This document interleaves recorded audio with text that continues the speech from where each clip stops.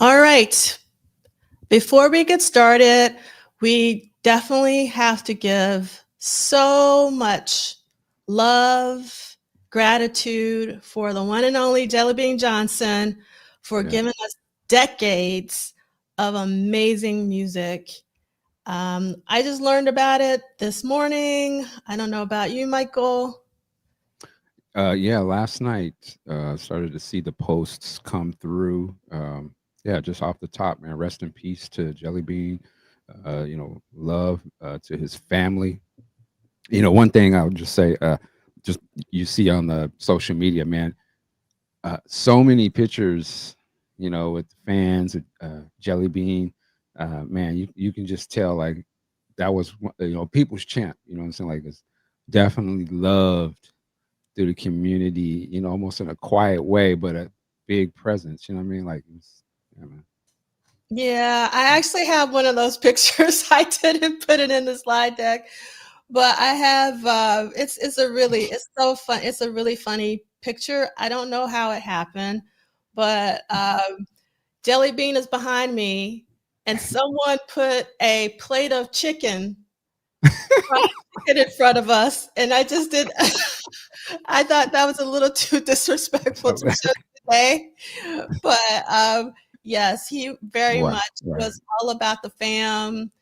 And, you right. know, I am so happy that he actually showed up for when we did the Pop Life Symposium. And this is actually a photo from him from 1985, since Mm, we're about what did Prince do this week in 1985. So that's Jelly Bean in Miami from 1985. And I don't know, for those of you who watched this in real time, the Pop Life keynote for the mm, family, Jelly Bean was actually late, and I wasn't sure if he was going to make it or not because he had just gotten in from a gig.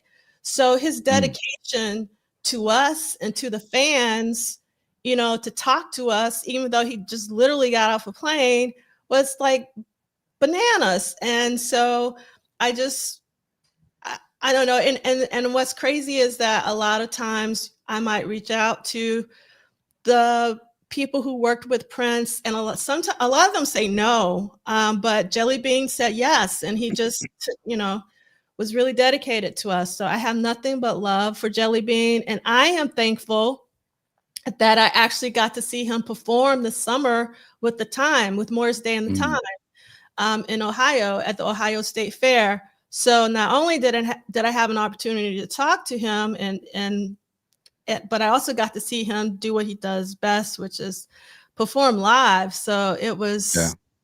was really, really fantastic.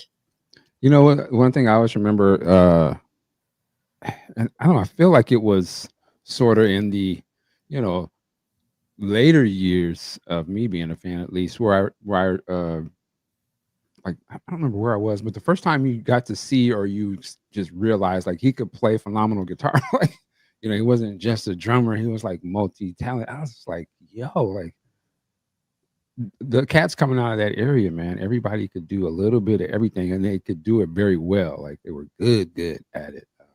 And the fact that he was the drummer for the time and the family, and then the other, sort of groups. I mean, man, yeah, he was the consistent. You could depend on him. Obviously, you could see like he held it down, like he was the beat. He was the groove of it, man. So yeah, salute to Jelly Bean, and phenomenal songwriter. Right, we can't forget Black Cat, Janet Jackson, Rhythm Nation album. So yeah, man, yeah, another one.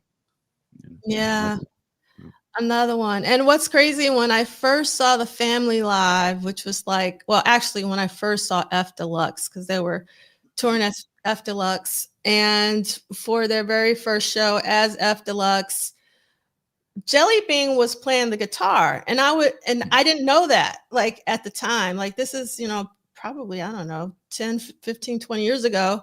And I was like, oh my God, Jelly Bean can also play guitar.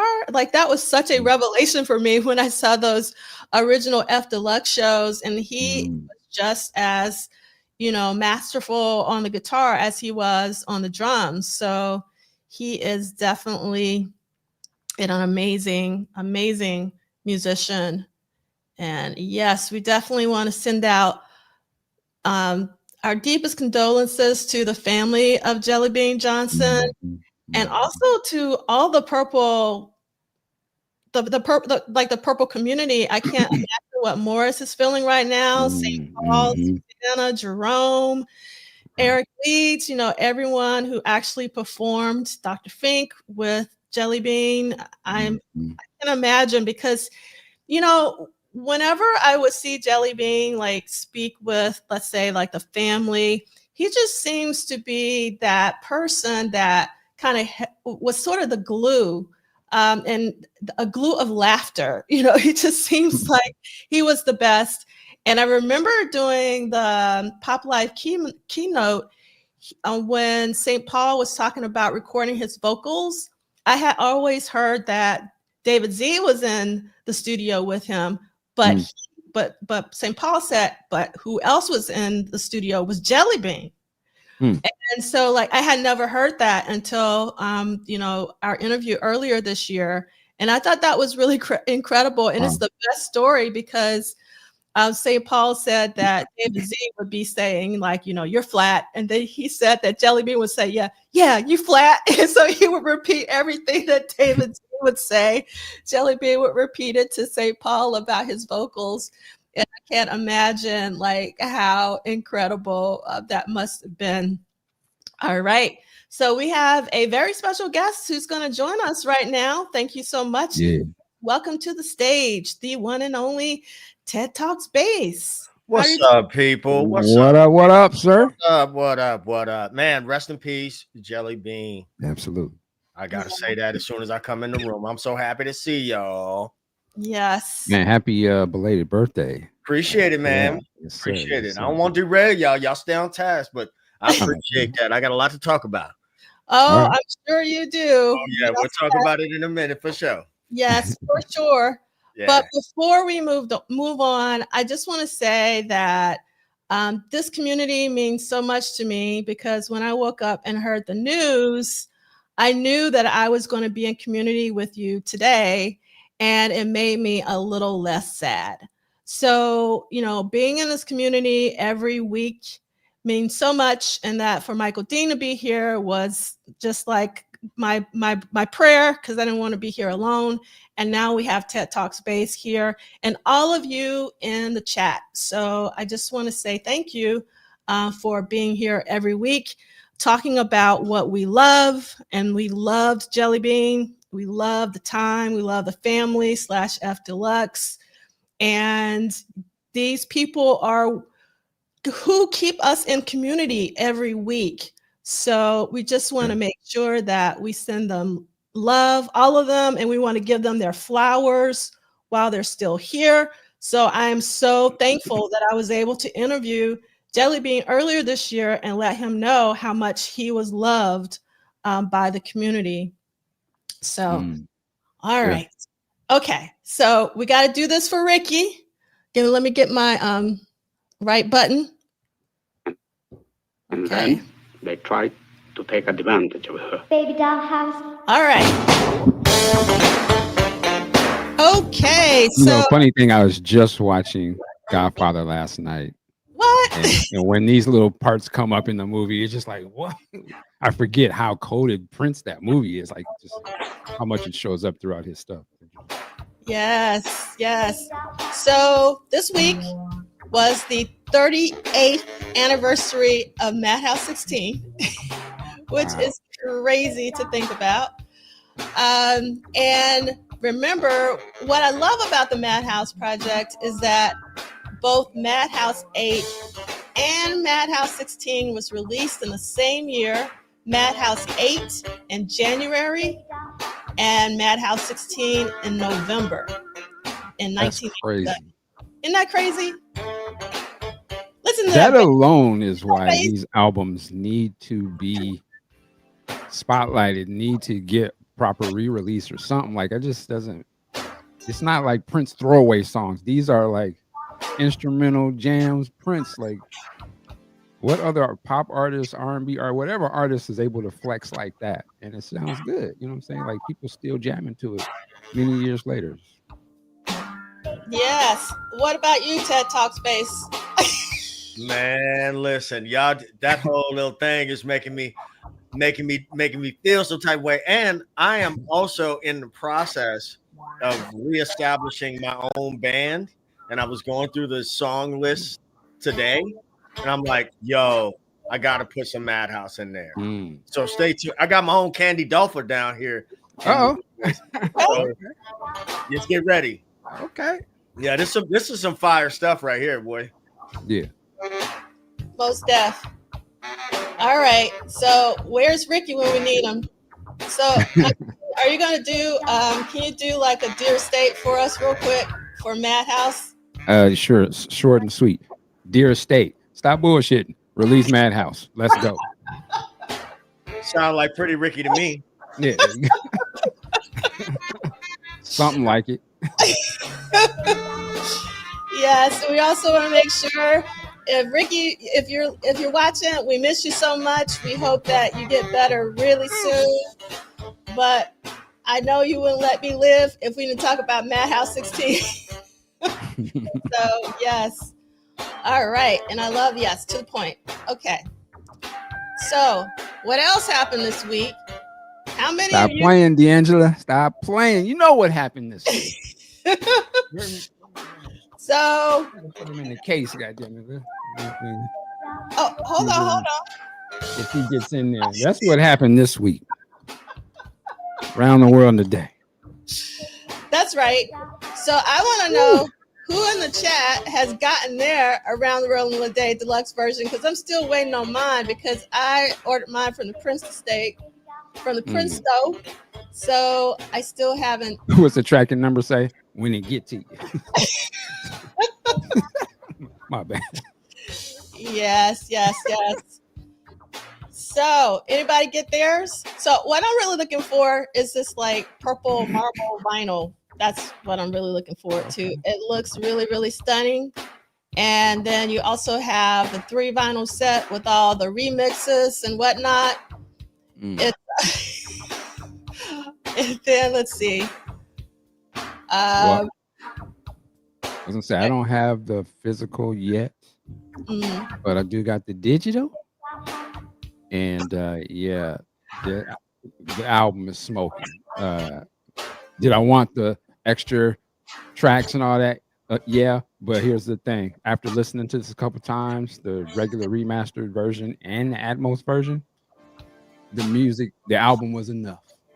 And I'm saying that in a good way. Like, to me, it just makes the album sound, how would I say? Like, it'd be like if you're watching a movie, you've always seen the movie on TV. It's one of your favorite movies all the time. Just because of technology, maybe you grew up in a time where you only saw Star Wars was on TV, right? Like, it just never came into the theaters as you've been alive. And there's a lot of people like that, right? But they love it. And then they'd be like, yo, they about to show the original Star Wars in IMAX. And you're like, oh, let me check that out. And then you go see it, and that shit blow. It's something you know, but you see it in a way that you ain't never seen it before. And now you can really see. Yes. Say it again. Sign the Times Live. Okay, yeah. So it was like, to me, it's like listening to it in IMAX or something. It's just like, yo, this what this record can sound like? Like, you know, it just sounds sonically like ridiculous. So I just can't wait for the rest of these albums, classic albums, to get this treatment. Because, yeah, man, it was ridiculous. What's the song? Condition of the Heart. Oh, yes. Ridiculous. Like, you can really hear his voice and all the shit he's doing in that song. I like the song before. That is my favorite song off the album right now. Like, it is that, like, to me, just like, yo, this is what he was doing back then. Yeah, all those songs that I just kind of didn't, I would kind of listen but skip through a little bit, you know, pass over a little bit. The Ladder, Temptation, A Whole Different Life of Their Own. You have to listen to it, especially if you've heard them before. And this is for the people who've grown up listening to it over and over. listen to Temptation, that Atmos. To me, it's the same thing I had when I heard Purple Rain, the song on Atmos. That's a whole different. It's like hard rock, like it's like. That's why I try to stay away from y'all because y'all make me spend money, man. Well, here's a kick. You don't need to Yeah. spend no money. Just regular headphones that you got on right now. Apple Music, and then you ready. You ready. That's it. I feel like I'm missing out because I ain't got it. You have to listen to it at least. So you have to hear it once. Particularly, I would love for you to specifically to hear it and see what your opinion. When I first, I'm like, I don't spend too much. When I first started listening to the Atmos version of the album, I was kind of like, I'm not. These interesting choices that you're doing there, Mr. James. Talking to the engineer. But then as you go through and I'm like getting used to it, I'm like, okay, some of the songs that just like knock you over the head sound like, whoa, Tambourine is ridiculous. But then I went and listened to it again after I kind of adjusted my ears to really understand it. Phenomenal. Like I said, it makes the album sound as if it has just became a movie or something. And you can really hear what Prince was going The drums for. on that tambourine are just, yeah. I mean, just the intro. And here he gives it proper separation. Yeah. So you can really hear the different. Oh, that's what, and you can maybe hear the clarity in the voice a little better. The other part, this last thing I'll say, the background vocals, I don't know if it's Susanna, Wendy and Lisa, or Tanja Seville, I think on the latter.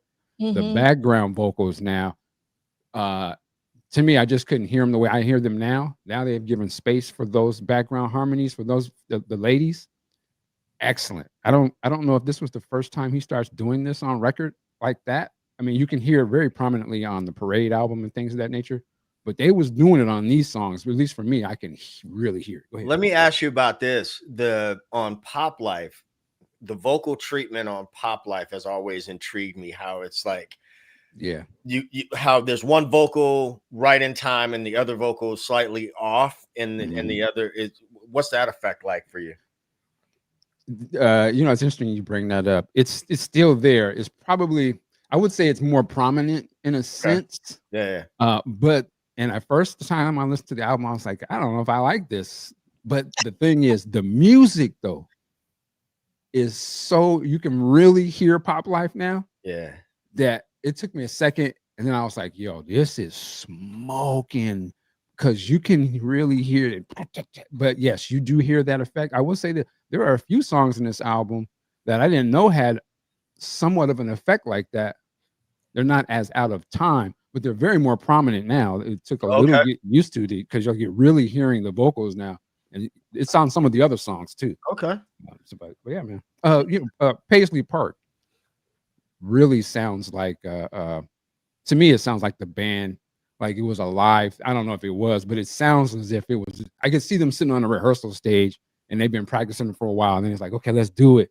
And just the way his voice is on that, I didn't know there was an effect on his voice to that level of to the degree that I don't know if they're just bringing it up more in the mix. I don't know what they do in this, but it's an interesting thing. Like I said, if you've listened to these songs for as long as we've been listening to, you're gonna be like, oh, okay. And you'll either like it or not, but I think you will find it very fascinating. And if I'm gonna give you a full report. I'm excited about it. Somebody said in the chat that Chris Bornia said She's Always in My Hair should have been an album track and Tambourine a B-side. I agree with that. And that new the remaster on that song, yeah, that's people. This song is dope. Now you can hear. To me, I hear how that song's supposed to sound. That's probably my. I think that's probably my favorite Prince song.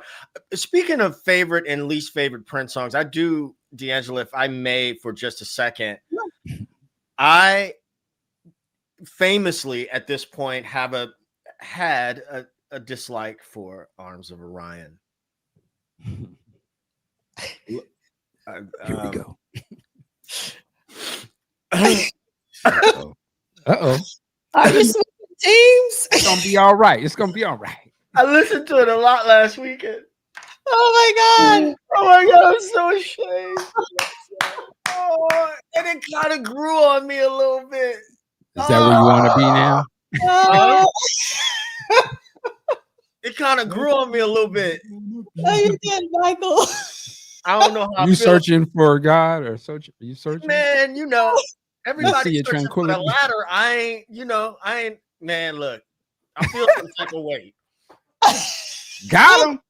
Got him. I almost feel a little dirty. Hilarious.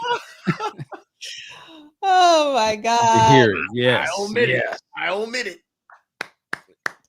That's all right, brother. Come on in. It's I ain't say I nice liked over it. here. I ain't say I liked it like that. I said I listened to it a lot. That's what I said. Yeah, there you go. We won. God. Okay, I'm just gonna keep my mouth shut. I'm gonna shut up. And It see might have been Somebody time stamped that. You know, listen, it might have been the company and the time, and it was, Nah. Just gonna take that. I love this from Heavenly Gains, and the Oscar goes to Oh yeah. Shane. Yeah, give it up. Take. Another one. Well, I see y'all got your clown suits on today, huh?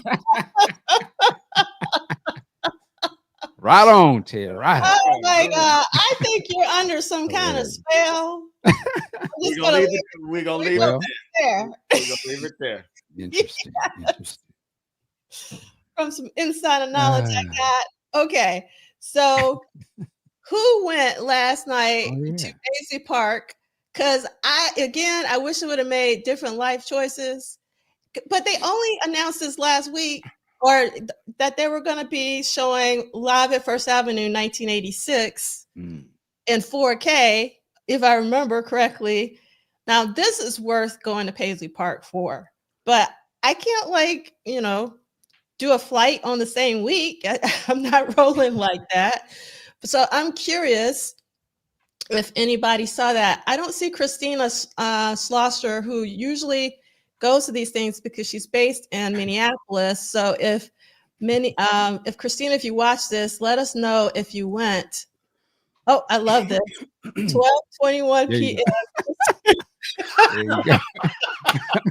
Make that a t-shirt. Somebody, I need that t-shirt. No. Oh my God. And I also love this comment from EA8133. Come back next week, Ted, and see if the spell has been lifted. That's what I want to know. We gonna see about that. Oh my God. Exactly, Chanel. Can we get that 4K to buy? I would love to see this in mint condition.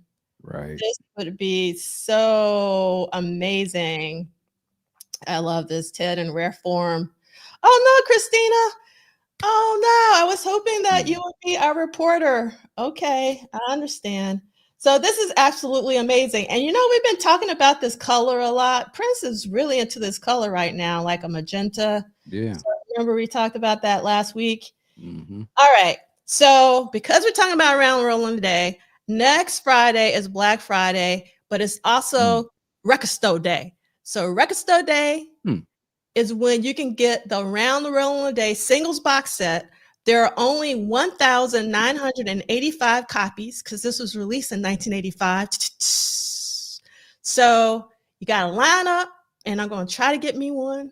We're going to see because it looks beautiful.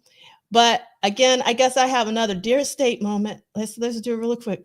Dear State, we love these 7-inch box sets, but you know what we would love even more? 12-inch box sets. So thank you so much. All right. So I didn't even think about that. Yeah, that would be the one. That would be the one. This would be the one 12-inch box set. That would replicate each one how they came at the time they came. Like the Love Sex, you'd have to have the clear. Yeah.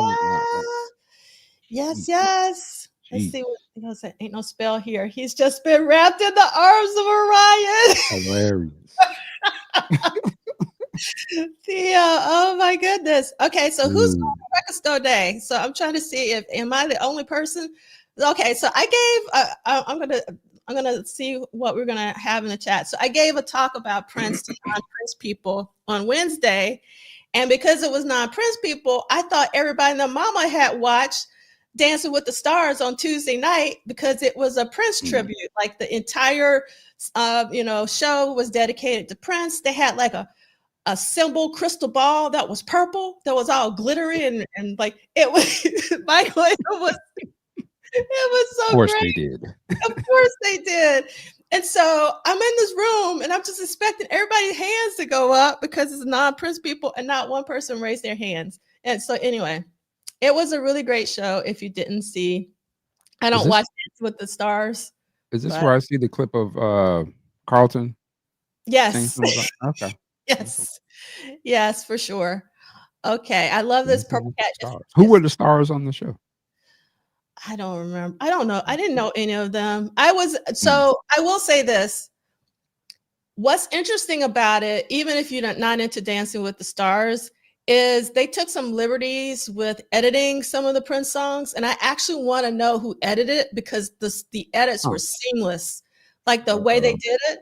But they also have a band that's directed by Ray Chu. I think I'm saying his last name right, Ray Chu, and they actually performed some of the songs, and they would speed some songs up, and they would have different vocalists. But I would have rather that they just kept with the Prince versions and the edited Prince versions. But it was really interesting. And then I'll stop because I thought when I first started watching it, oh, they're just going to do the hits. They did Kiss, Purple Rain, all that. But they actually, a couple people danced to Wow. Wow. Okay. Yeah. I wouldn't expect that. Wow. Okay. I wasn't expecting that either.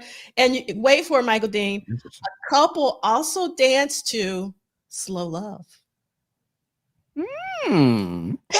Yes. That might be worth it. Was there anybody dancing to Arms of Orion? No, there was no Arms of Orion. But it might be worth a rewatch. I might go find it. Yeah, I think it actually, I wasn't expecting to watch it. I had no plans to watch it, but my mama called me because my Uncle Charles called my mama and said, if they call me, does Angela know that they're having this Prince show? I was like, okay. So my mama called me, my Uncle Charles wanted me to watch this thing.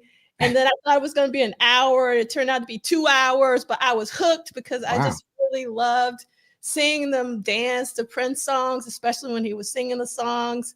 And so it was really, really interesting. Yeah. Yeah, I can't hate on that. 2 hours given prime time to Prince. Yeah, for 2025. Sure. Yeah, absolutely. Now, the state, don't take this prey. No, the next release, don't put the Dancing with the Stars mixes on the thing. We don't just leave that over there.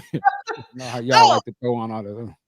But what was great about it is that they advertised Around the World in a Day Deluxe set twice. Oh, wow. So that was nice. So hopefully that will have some additional sales because we just want to make sure that they continue to do it. And the band would play Slow Love because Slow Love was one of the ones that the band played. And they actually did a phenomenal job of Slow Love. And I'm not the biggest fan of Slow Love. So I was like, okay.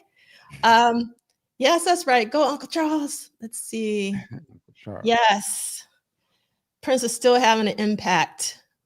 Let's see. Yeah, I think I saw something online where the Rainbow Children was charting on some charts. I don't know if it was the iTunes or Spotify or something, but it was like going up, along with, I think, Around the World in a Day is, I want to say the top 10 or higher. I understand Around the World in a Day, but why the Rainbow Children? Is something going on that I'm not aware of? It's because it's time. It's getting time. You know what I'm saying? Yeah. I don't know. All right. Okay. The Rainbow Children are starting to rise. That's why. You're in a cult.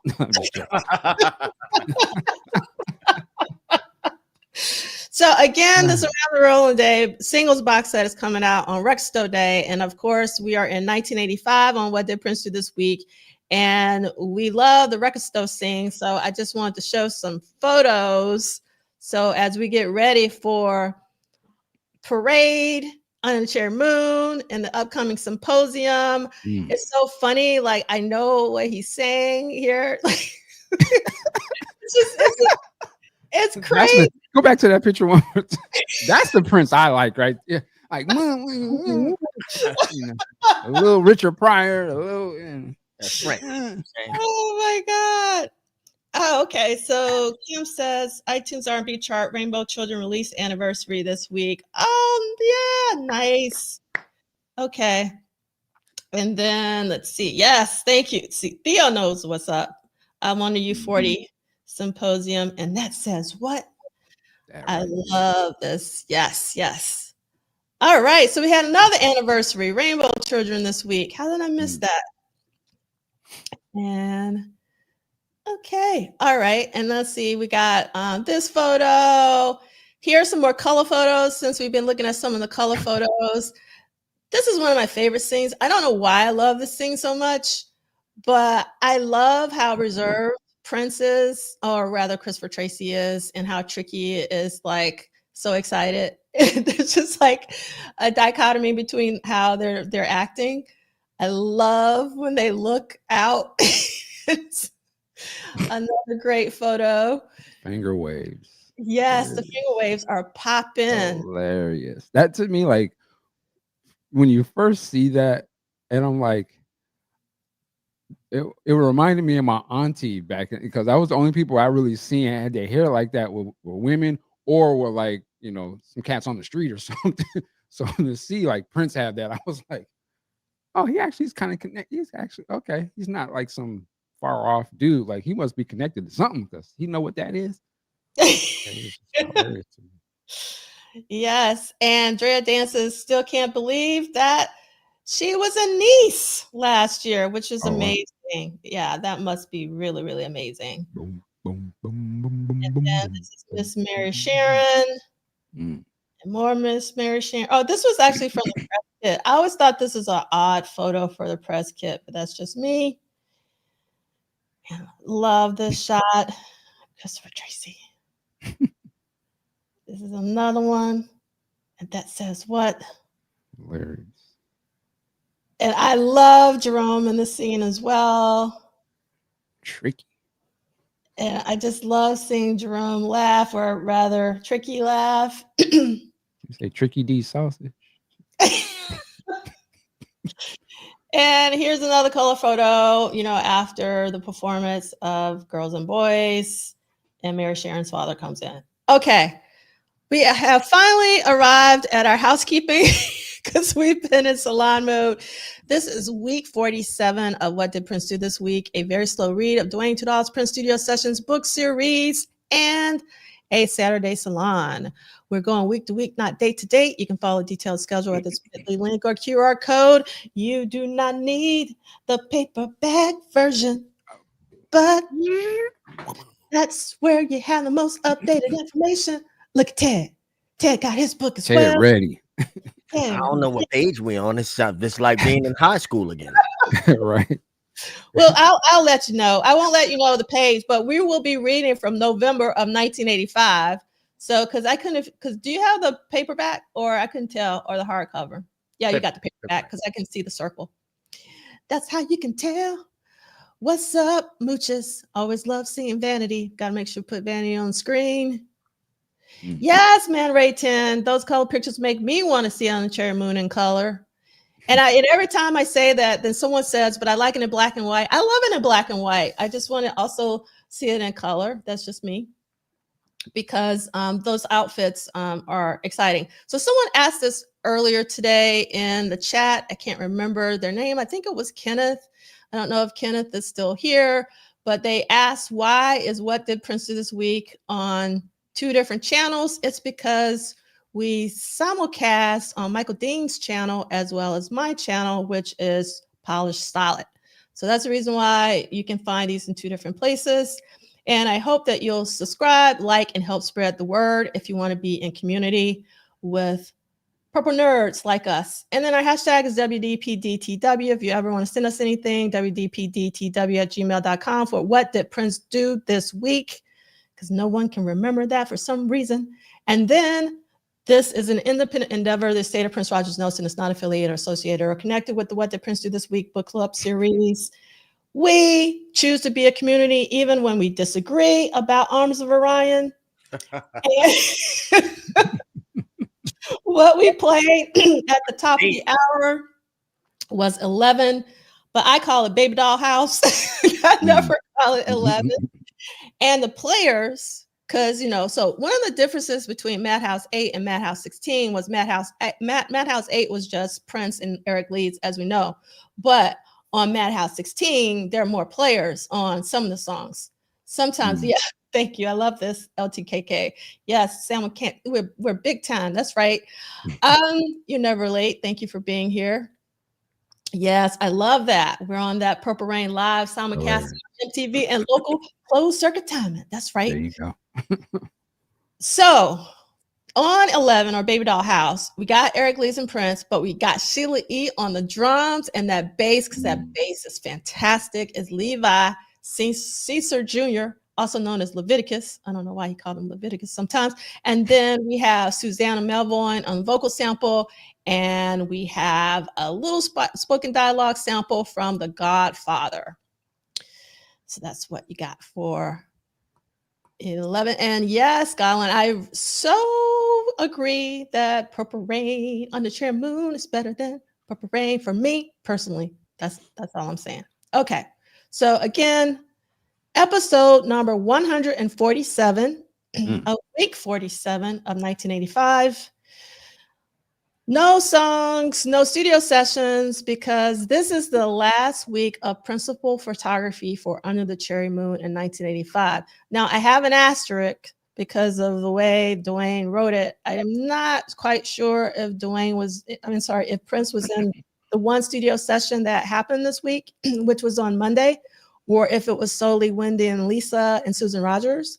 But then on Thursday, again, there's principal photography for the film. And then on Friday, there's a girls and boys video shoot.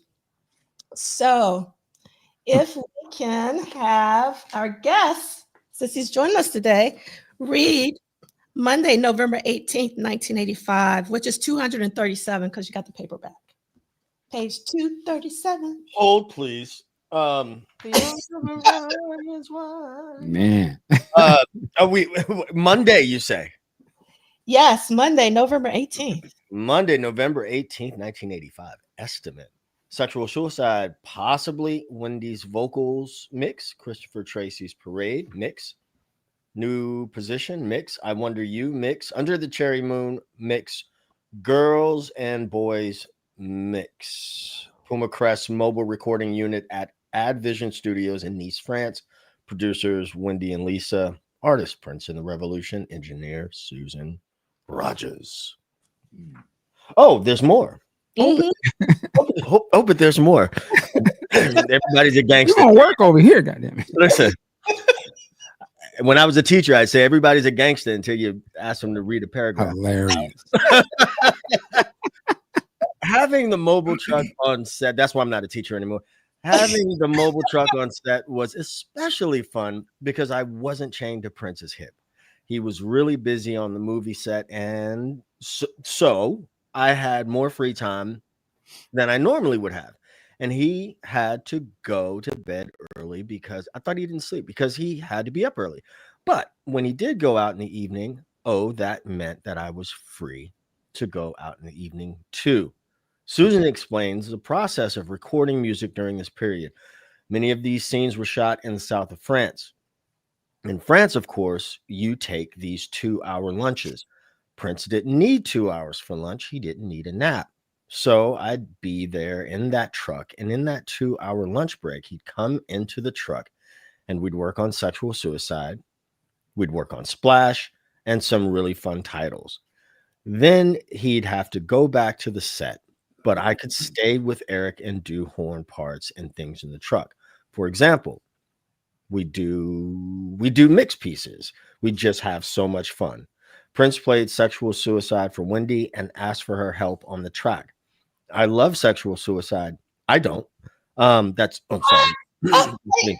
Stop the presses. What I do?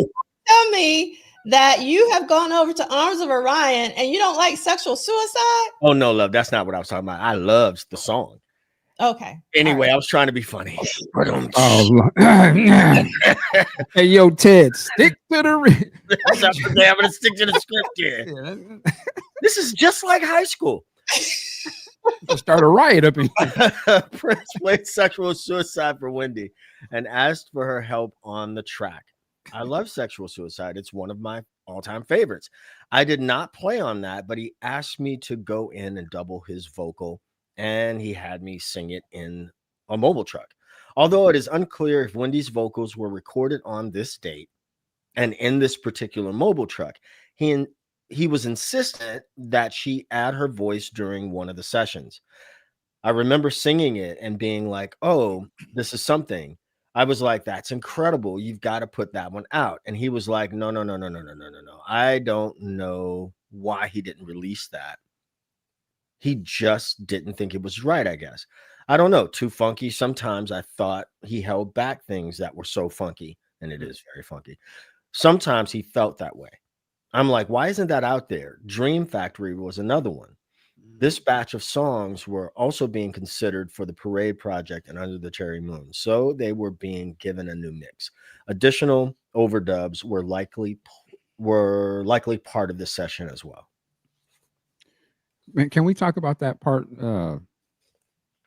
That's incredible. You got to put that one out. And he was like, no. Like, and then they're asking the question, was it too funky?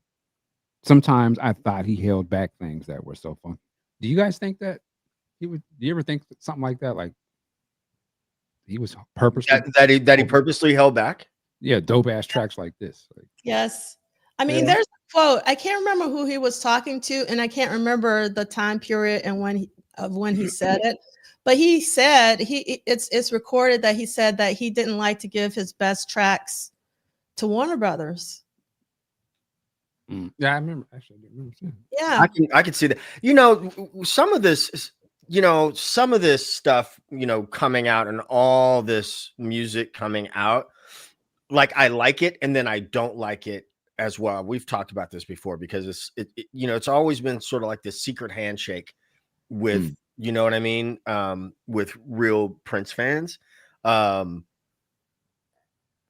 I remember hearing Sexual Suicide. What was it? Chocolate Box? Was that the bootleg that it first appeared on? For me, at least. Mm-hmm. And it's at first it seems like it's a lot going on in a tune with the horns. You know what I mean? Like maybe it was a commercial thing.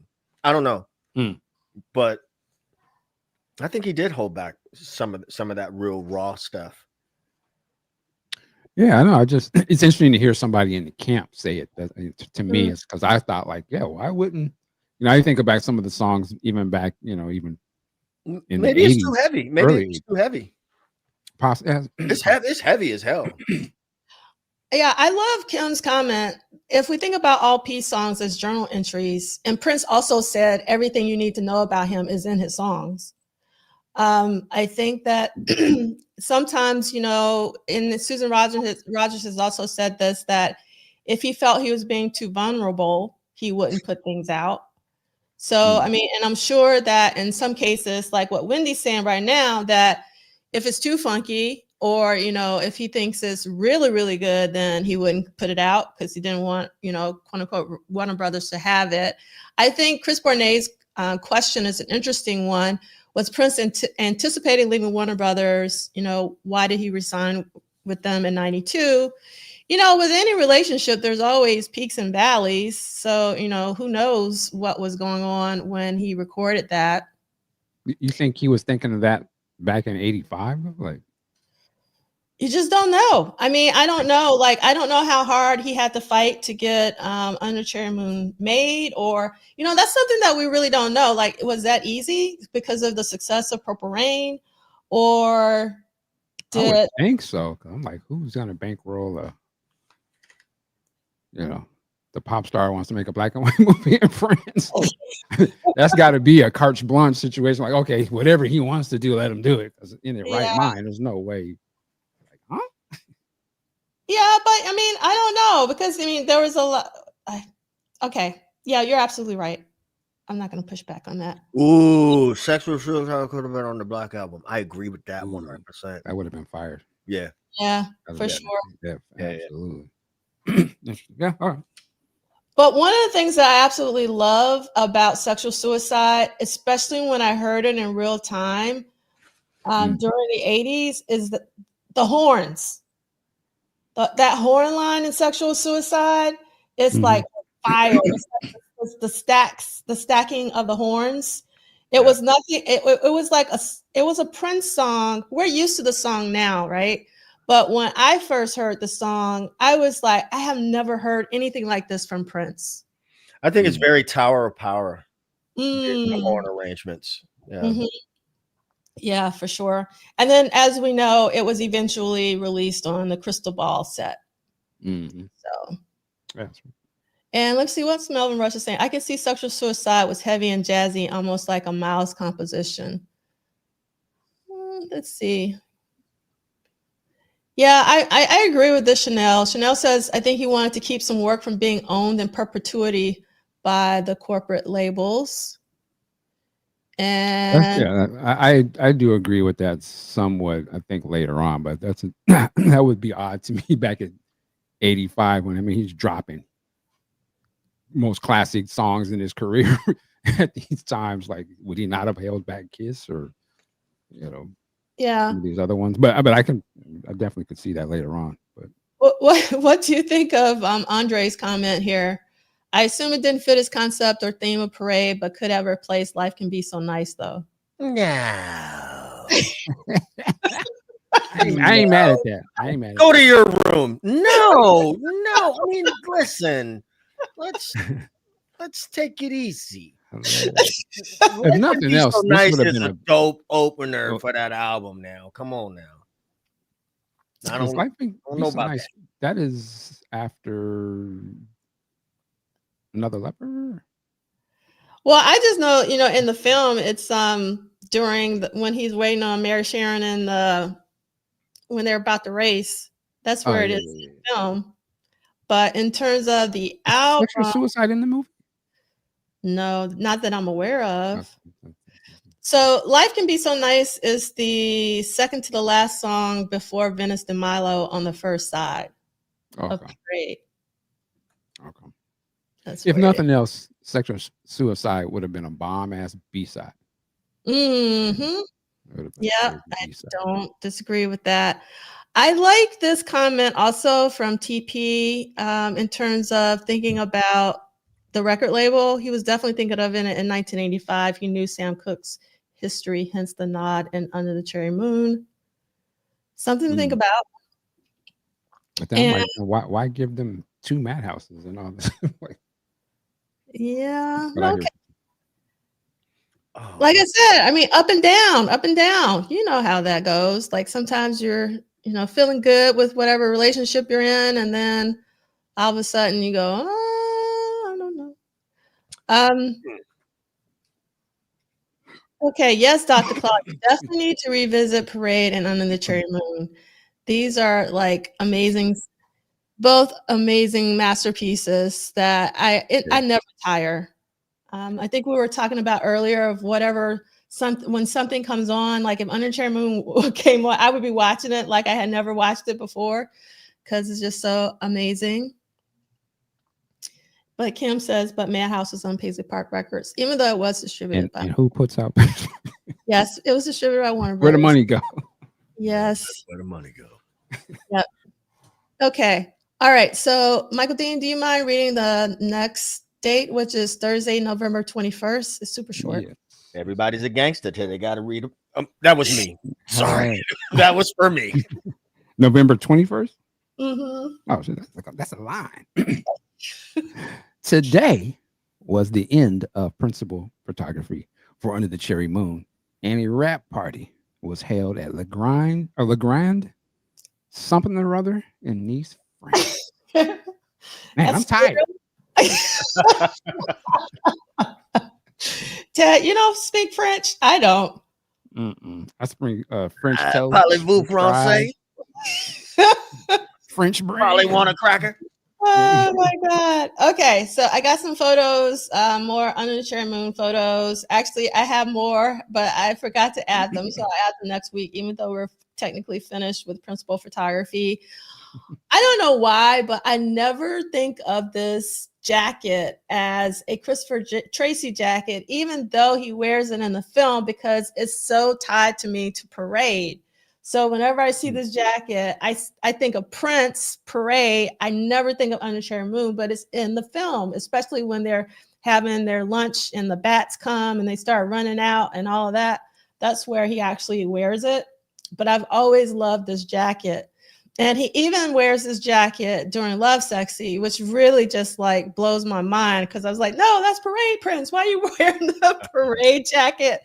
Love Sexy Prince. That's was such a, I guess, a like consistency snob that I was. I love this photo. I love like candid photos like this, like when they're not studio shots, just to see how he's in the world, the people who are around him and all of that. Love the shot. He's popping his collar. He's looking like, I don't know, just so cool here. And I really wish I knew who was behind him. It may, I can't really tell. This is another amazing shot with the shades and everything. And love, love, love, love. Yeah. That would have been a cool album cover. Like, Yeah, that's dope. Different level. Yeah. I'm balling. All the bags in the back seat. Like, I mean, yeah, I'm balling. Literally, I'm on the porch overseas on you niggas. Man, come on. For instance, clown. Yes. Yeah. I'm rich. Yeah. I made it. Hilarious. See, got this is another one. Oh man, with the red, that was a red joint. Mm-hmm. Oh man, that movie gonna be something different in color. Yeah, it really is. Very different. Yeah. Yeah.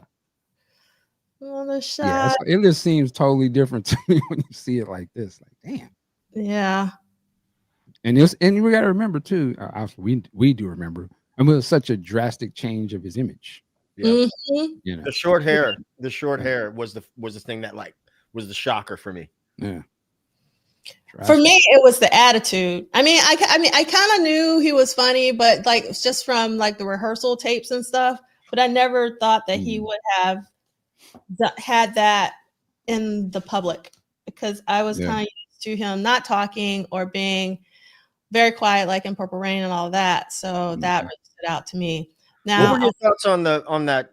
I'm sorry to cut you off. The interview he did for MTV. You remember that? Yeah, we've been talking about it. What were your thoughts on that? I looking back, I'm like, dang, this is hecka corny. You know what I mean? It was cool then, but it was like Prince, you was just you was like a ham sandwich, bruh. Hilarious. But that's who he is, though. I mean, sometimes. Yeah. I mean, it was over the top. But I mean, of course, back then he could do no wrong. Well, I mean, so technically that interview happened last week in 1985. So we've talked about it a couple times. And for me, and like the first time we talked about it, I can't remember who it was. I don't know if it might have been you, Michael. You know, some people were saying that it's not really an interview because, you know, because all of the, he basically probably wrote the questions himself. And then he had his manager, Steve Fargnoli, you know, ask him these questions. But for me, in context, in real time, because Prince hadn't spoken in so long and not that candidly, I thought it was the best thing since sliced bread, to be honest. Like, I thought it was amazing. And I loved just how I didn't see it corny then. And I still don't see it as corny. I just feel like he was in Christopher Tracy mode. And he, I don't know, you know, like he was like that all the time. There's this footage, I want to say from Love Sexy, when he says, and he's in the audience watching the band perform, and he goes, "Spotlight on the shoes." Do you know the one I'm talking about? Mm-hmm. Yeah. And then he just does his bike like Like, what is that? You know? So I think that was part of his personality. So I don't see it as corny, you know, like, because like the whole cufflinks, you know, anytime I think of that interview, the first thing I think about is cufflinks like this cost money. That's like, that's what and because it's true. And you wouldn't get, you know, so like we with the little red Corvette Prince, we got blue jeans. We would never see Prince in blue jeans again after Little Red Corvette. And it would be all tailored and all of that. And then after the height of Purple Rain, he would have never been able to make Under the Cherry Moon without Purple Rain. So I am grateful for the success of Purple Rain just so we can get Under the Cherry Moon, because otherwise it wouldn't have happened. I was, you know, my thing about it, I'm like you in real time, loved it. Like I was just like, yo, what? He's talking, you know, because it was to me, it was such a drastic image change, not just visually, but his persona of how he presented himself. He was talking. Like before that, he never really spoke, and let alone smile. And go ahead. Well, listen. When I say corny, I'm tongue in cheek there. I was like you guys. It was the best thing since sliced bread. But the whole 80s had its, you know, its thing where you look back and be like, were we really like that? You know what I'm saying? But it's not a criticism. But definitely that era, as people are, it's cool, but it's not, you know, the polish isn't there just yet. And that's evident as we look back, but that's evident in most things that all of us do, right? I mean, I don't know about y'all, but for me, I look back and say, God damn, boy, what was you thinking when you said that? That's probably how I'm gonna look when I go back and watch this again. Hilarious. Well, you know what I'm gonna do, because you came on here and jumped on the sword of Orion. We're gonna give you some grace on that one. And I'm gonna say, I hear you. I hear what you're saying. Michael D. I hear what you're saying. Come here, baby. Hold us all together. Because of that, we're gonna give you some grace tonight. Oh my God. And just real quick, I was gonna, you know, just say, so yeah, back then loved it. I don't think it's corny, but I do know, I know what you're saying though. I think now the way I look at it though, it is I really get to see like Prince was super dialed in and super like deliberate with the way he presented himself to us. And I didn't know that back then. I didn't know he was that type of person, you know. So looking back at it now, I can see how everything was, not only was his rehearsals super structured. I mean, the show was super structured because they practiced so much that they could do it not even thinking about it. His presentation to us was super meticulous, and I can see how he wanted to change the perception of him. And doing that interview was certainly the attempt to present Prince in a different light than what we had seen from him up until that point. I think it's curious. It's interesting too, though, after whatever happens with this era here, he doesn't act like that in the press again for a while. You know, Sign of the Times Prince was not doing this. He wasn't, you know, with my hands, Martha, and, you know, he wasn't letting you see him really be probably closer to who he really might be at times. He went back to the stoic Prince before, you know, you're not on the cover of People magazine. You know what I'm saying? That was a different, I mean, that's a fascinating Prince, but he went back to a different Prince. And then years later, you see that character of Prince sort of come out again, I think, when he's more comfortable or whatever the situations were in his career. But it's just interesting to see, like, yeah, he was that tapped in to how he was being presented, where he like, oh, you know what? I need to be this way now. You know, they need to see me joking and interacting with people to seem normal. And we have to remember too, and I'm gonna stop talking.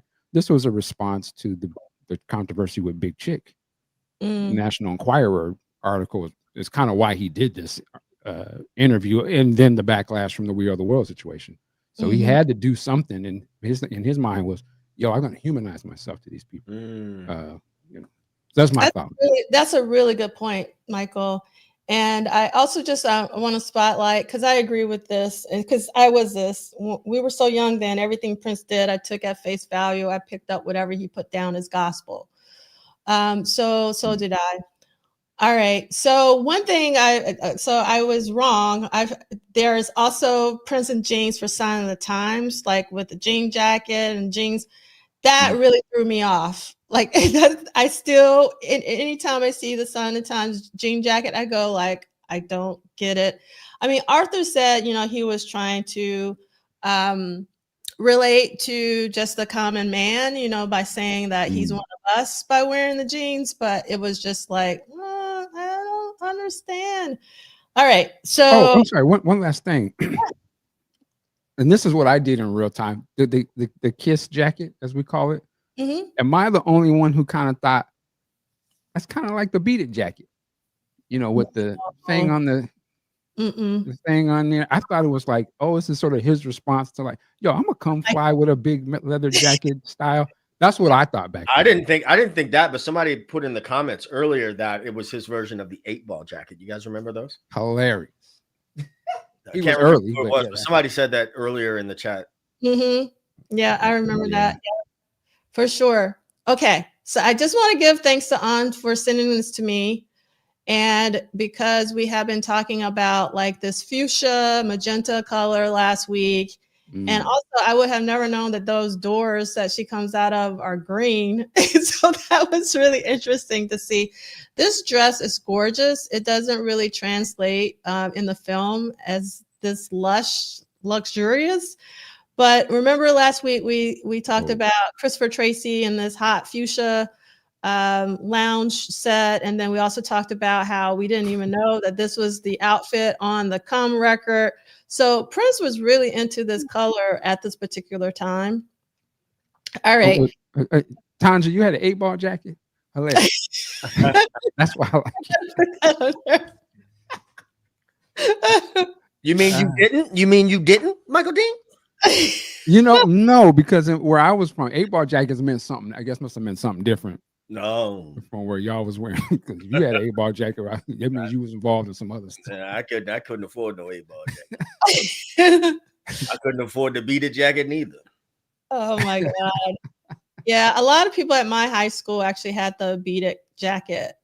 And what's really interesting though, like when Prince, or rather, Louis and Vaughn had their purple wear at merry-go-round, I never saw anyone at my high school wear any of that, but I definitely saw a lot of the Beat It jackets in particular.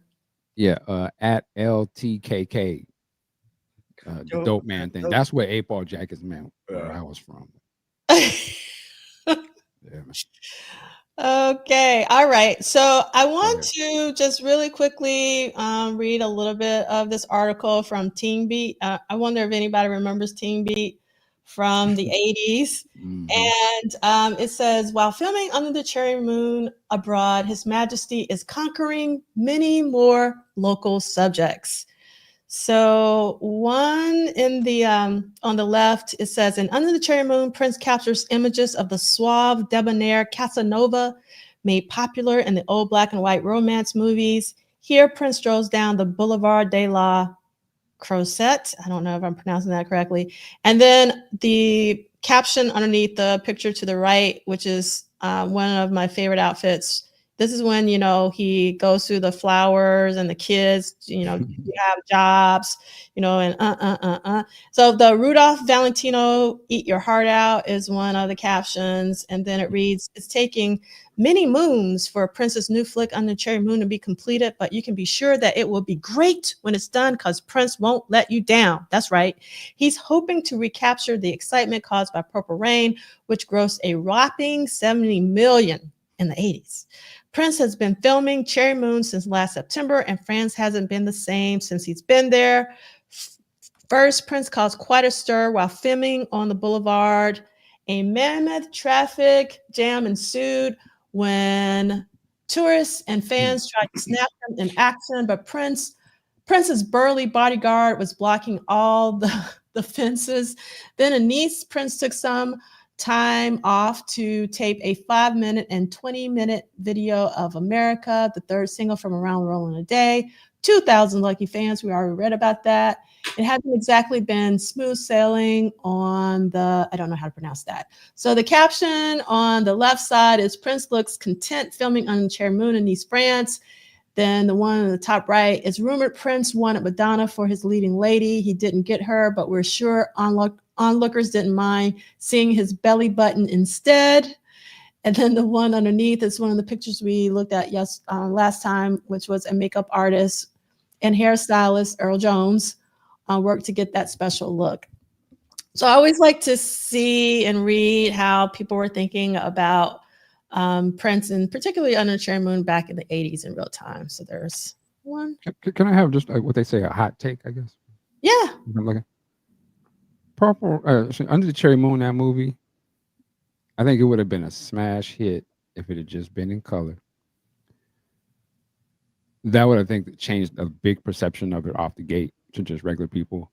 And they just leaned into the Christopher Tracy, tricky, dynamic, maybe toned down a little bit of the eccentric sort of kind of romance thing a little bit, and just dialed into the characters that they really were, brothers from overseas coming over there having a good time, and it just been a wacky hood adventure, and with funky ass music and a couple of performances in the movie. I think would have, you can see, I mean, just looking at it and listening to it, you can see why this should have been a smash hit. Like it could have, it is Prince, I just think there was just the expectations and the way that it finally came out. But this should have blew up, man.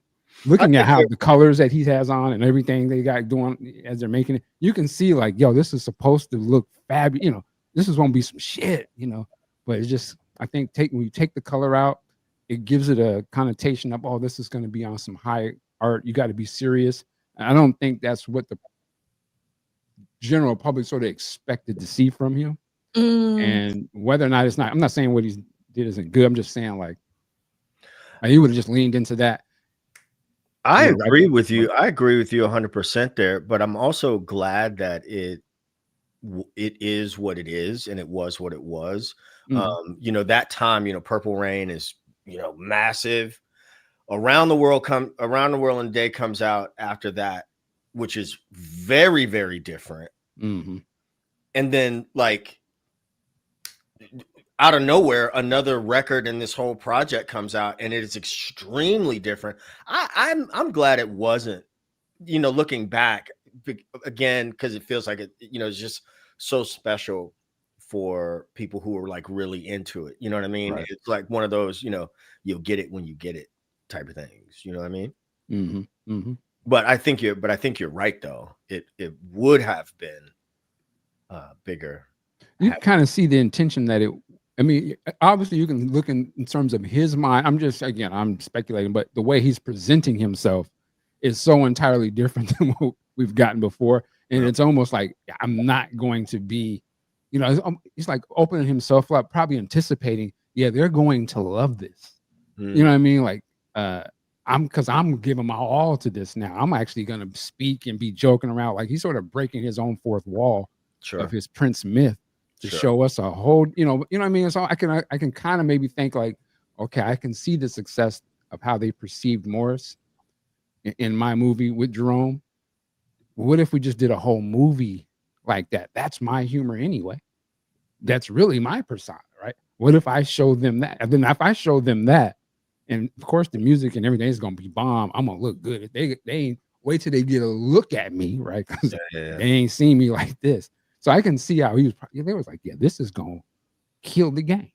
Did you guys see that movie was like Boys Club or something like that? It had Morris Day and Jerome in it, and they were like basketball scouts or something. It's oddball. I've never seen that. I saw a clip of that recently, like a month ago, surfaced or something. Yeah, I caught a look. I mean, maybe there's just some bag chase in there as well. Like, hey, look, let's go out there and see. I mean, I don't know. That was she's got to have it in a whole different That's not even the same ballpark to me. That was a That's- strange flick. Yeah, Say it that again? was. Not was a She's Gotta strange- Have It. I'm thinking about Girl 6. My bad. Oh, What did you say about Girl 6? Somebody mentioned She's Gotta Have It with Spike Lee, and I was in my mind for some reason conflated that with Girl 6. But what did you say? Because you said something. I didn't hear it. I just wanted to know what you said. I You was want to just- get I was just woo? saying Yeah. that Girl 6 was an odd movie. Oh, okay. What did I miss? What did I miss? Woo! No, she's like, no. Fix your mouth to say how you said it. Say that one more time. Woo! I thought I said something wrong. That's a black mama came, boy. I ain't hear what you said. Yeah. That's my okay. I got it now. Okay. Leave girl. Remember, Michael, don't ever say nothing about Girl 6. Yeah. See, I missed that whole thing. Is there a Girl 6 thing? That's what I'm wondering. It must be. Well, I mean, I love Girl 6. I think Girl 6 is an underrated film. One, I mean, I think Teresa Randall, who is the lead in that film, who is also Will Smith's wife in the Bad Boys series, at least the first couple ones. She's a phenomenal actress, and I really loved that film, and I don't know why it just doesn't get a lot of love. I mean, one that, obviously the entire soundtrack was Prince. That Prince even allowed that was pretty phenomenal. That Spike actually used all of it, like throughout the entire thing was also amazing. And it's not a lighthearted film. Like, I don't want to I want to watch Girl 6 today, because you have to be in a certain mood to want to watch it, because it's kind of depressing in the same way that I love Mahogany in the film, but I don't like watching Mahogany because I know it's gonna bring me down. But it's something special about that Girl 6 film, and I don't think it gets enough love. That's just me. I gotta see it again. I haven't seen it since I saw it in the theater when it came out. Somebody But just I remember it him as wasn't. Father MC. Yeah, she was married to him. I pray for her right now, because I know in the last few years she's been going through it. But Yeah. I just think that movie, like you said, it wasn't. You didn't walk out of that movie like, yeah, I want to. It was a dark movie. I think it might have been the early kind of dark Spike Lee movie where I think it was a sort of a turn in how his movies were perceived a little bit after that. But the soundtrack's fantastic, of course. Yeah. I'm gonna watch it again. I don't understand how Girl 6 relates to Arms of Orion. Am I missing something? I don't understand. I'm just trying to get at Ted. I didn't say. And fun fact, I still have this cousin, and she was a phone sex operator for a while, which I always thought was funny. This is true. Michael Dean, I see I'm your just putting eyes. a business out there. But I mean, look, she, anyways. I mean, I didn't like her. I don't remember it that well. I do remember leaving the theater. I went to see it in Berkeley, and I was just like, that was different. That was the first Spike one that I wasn't all gun ho about, if I remember correctly. Now, I'm curious. Are you guys were like in real time? Was it about this because it was like female centric? What I thought she was fine as hell. I was okay. I mean, that's what I was like. Wasn't there the scene where they do and they play the Prince song, Pink Cashmere? That's the scene I always remember in my mind. She's what year did that come out? Phone sex thing. Oh, that's a good question. I don't 95, 94. Listen, man, some of that stuff, 1996. Listen, I'm thinking about the stuff. I was living my best worst life in 96. Okay. I mean, I might, some of that stuff could be influenced. Yeah. Where I was at. I know exactly what you mean. Yeah. Yeah. Okay. Oh, isn't this the movie? The first, I don't know if it's the first movie. Isn't Anthony Mackie's in this, right? It's like his early. No. Oh no, that's She Hate Me. Yeah, that's She Hate Me. Yeah. Never mind. I'm getting these two movies confused. Never mind. Yeah. Isaiah Washington is in this for a hot second. Okay. Is it Madonna in this? Madonna's in Girl 6. She Yeah, played me in yeah, so much. yeah. Madonna, Debbie Mazar. If you ever, because I don't know why. Whenever I think of Madonna, also Girl, sex. Debbie Mazar, those eyes. yeah, those are exactly Those Ted. eyes, Those yeah. eyes. You cannot forget those eyes. Those I love this. Okay, Celine's in the chat saying, "Honey, I'll snap the waves out of your head if you say something." okay. Right? That's right, Celine. Yeah, man. Somebody make a little clip of that. What did you say? No. Say that again. I was like, oh, I gotta we stay don't on like Seeley's you good way. side because Seeley backs me up when I said something controversial. Well, he doesn't necessarily back me up, but he doesn't make me feel like I need to go like jump off a bridge. Oh my god. Yes, and Halle Berry was also in Girl 6. Oh, okay. I need to watch Girl 6. I don't like, I love the film, but I don't like watching it because it just brings my whole vibe down. With the ether beat. Yes. Oh my god. Okay. Since we were talking about Under the Cherry Moon and like hot take, stop Mike. It'd be the times that D'Angelo don't be playing. Like you see the different side come out sometimes. It's hilarious. Dun, dun, dun. Where her husband at? Because he's like, nah, you don't know. Y'all see the internet side. Yeah, that's fun. I know what's really going on. He's like right off the camera too, like waiting for her to say, What you say? Tell me more about that. Okay. Hand me that 12-inch of the. You always wonder how she get all this. He's standing right there. She spoke to me. She spoke to me. That's the joint. Yeah, she spoke to me. It's amazing. I am so glad that you said that because I had all my vinyl today and I did not pull it out. So I'm going to do it really quickly. You got him under the table this time? Yeah. So we Or got your husband. No. Madhouse. Michael, you got jokes today. Okay, I'm sorry. We got Madhouse 10, and I always love the back covers. Oh, wow. Who signed that? As do I. Manisa. What? Yeah, I got and the reason why I'm doing this is actually for myself because I didn't realize I actually have 2 signed copies from Manisa of 13. What? Yes, and then obviously Manisa, can I send my stuff to you? Can you sign mine, please? Damn, come on. And then the back of actual 16, which is a nice. Wow. Love the back covers. I just love the whole design of Madhouse with like the gold border. And beautiful. The other thing I want to show because I haven't gotten my Around the Rolling Day Deluxe edition yet, but I saw someone do like an opening, like a box opening video. And what's really cool is that the Deluxe has the flap. I don't remember the flap. That was on the original? This is my original copy that I got from Turtles. I don't remember. The only thing that's missing to me is the sticker with the little boy. Yeah. This is original. Yeah. The special edition one is like, was it like some aluminum or something? Yeah, it's like the Purple Rain, like the Purple Rain Deluxe with the aluminum. I didn't know about that. But not only does the album have the flap, but also the CD. The CD Deluxe also has like a little flap. So it's almost like a reproduction of the album flap, which is really cool. Right on.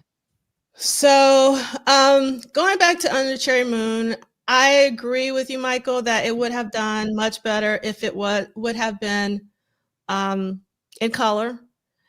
I think also we've already spoken to this, but I'm going to speak to it again because someone put in the chat, El Michelle says, I don't think that Christopher Tracy and Mary Sharon had chemistry. And I know that they weren't supposed to have chemistry in the beginning because that was it. You know, it was oil and water. But when they did come together, I didn't believe it. And I really wish that someone else would have been cast in that role. Yeah.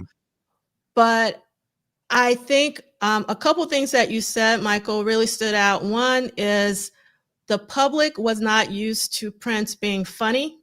And because it was in black and white and it appeared to be high art and it appeared to be that we were supposed to take it seriously, they didn't get the jokes. Like it was just like a disconnect for them. Only Prince fans who had been listening to the rehearsals would understand that, or you saw, you know, like maybe the MTV interview and all of that.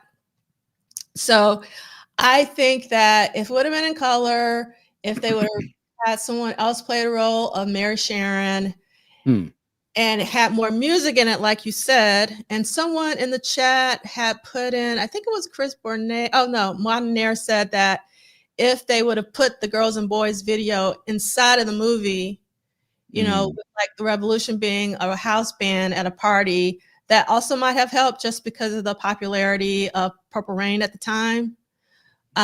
So there's several things that they could have done. And also, but I think the biggest thing, Michael, and Love Sexy 71 said that, is that the movie premiere being in Wyoming, Sheridan, Wyoming, really hurt this film, in my personal opinion. I hated that this premiere was in Sheridan, Wyoming, and made a joke of it. I don't know. I just really hated that happened.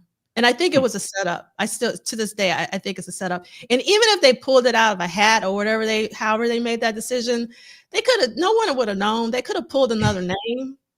Like, why would you have this in Sheridan, Wyoming? And I'm sure I'm going to have someone from Sheridan, Wyoming come after me, but I'm sorry. I think it should have been like a major city. So yeah, well, on one hand, I guess I can respect that they kept it honest, like, because you're right. They could have easily said, no, just make sure it's somebody out of New York or LA. Well, I don't know. So much money riding on this. My thing is that I don't think Warner Brothers Pictures is playing any games because it's such a huge financial commitment to them. They're not getting any of the movie money. That's Warner Brothers, the other Warner Brothers. So I don't think they would play around with that personally. I don't think they win anything to sabotage their own artists in 1985. Now, if you'd have said this was years later when it got crazy, but I don't think there's no reason for them to think that this would not be another Purple Rain smash. Well, there is. So there's go ahead. No, go ahead. So there's this book called Michael Jackson and Me. I think I'm saying it right. By Howard Bloom, who was Prince's publicist at the time. And he was also like a publicist for Michael Jackson, Billy Idol, all these people. And in this book, he says that there was a screening of Under the Cherry Moon, and it was like 600 like teenage girls, and Christopher Tracy lived in this particular screening, and that the screening went really well, meaning like the audience was happy, Warner Brothers was happy, and it turned out that Prince wanted Christopher Tracy to die. Like, he always wanted Christopher Tracy to die. He would not budge. And because it had tested so well with the happy ending, you know, like Christopher Tracy gets the girl, you know, they live happily ever after, there could be a little saltiness in that Prince, you know, really stood his ground and had Christopher Tracy die, because, you know, like they had spent all this money and they wanted it to go a certain way. So I don't know, I could be wrong, but I thought that was really interesting in that book, where he talks about if I can believe that the higher levels would be that petty to tank their own money, yeah, but I don't know. It seemed a little wild to me. Okay, all right. But so not to say it doesn't happen. Yeah, no, I hear you. All right, so really quickly, because Ted is really here for something else, so I just want an hour and 20 minutes in. I'm here for all this. I love y'all. Yeah. Oh, okay. Are you really? No. Okay. All right. I love y'all for real. Okay. Damn, what just happened right there? I really appreciate it. Sorry. We're almost done. I just have a couple more things. One more reading and some more photos. I mean, actually 2 more readings. And okay, so I'll read this really quickly. Prince prances out on his film fans. Potty star Prince is proving to be the purple pain of the movie world. As filming gets underway on his new movie, Under the Cherry Moon, the American rocker star has surrounded himself with a posse of minders, insisted on being moved from a luxury hotel after he was found by fans, fled to a top secret remote villa so that he can stay out of the limelight. Prince flew to Nice in the south of France and worked to work with stars Terrence Stamp and Victor Spinetti on the movie, which is a modern love story. It is being filmed at the Victorine Studios, Nice, and on location.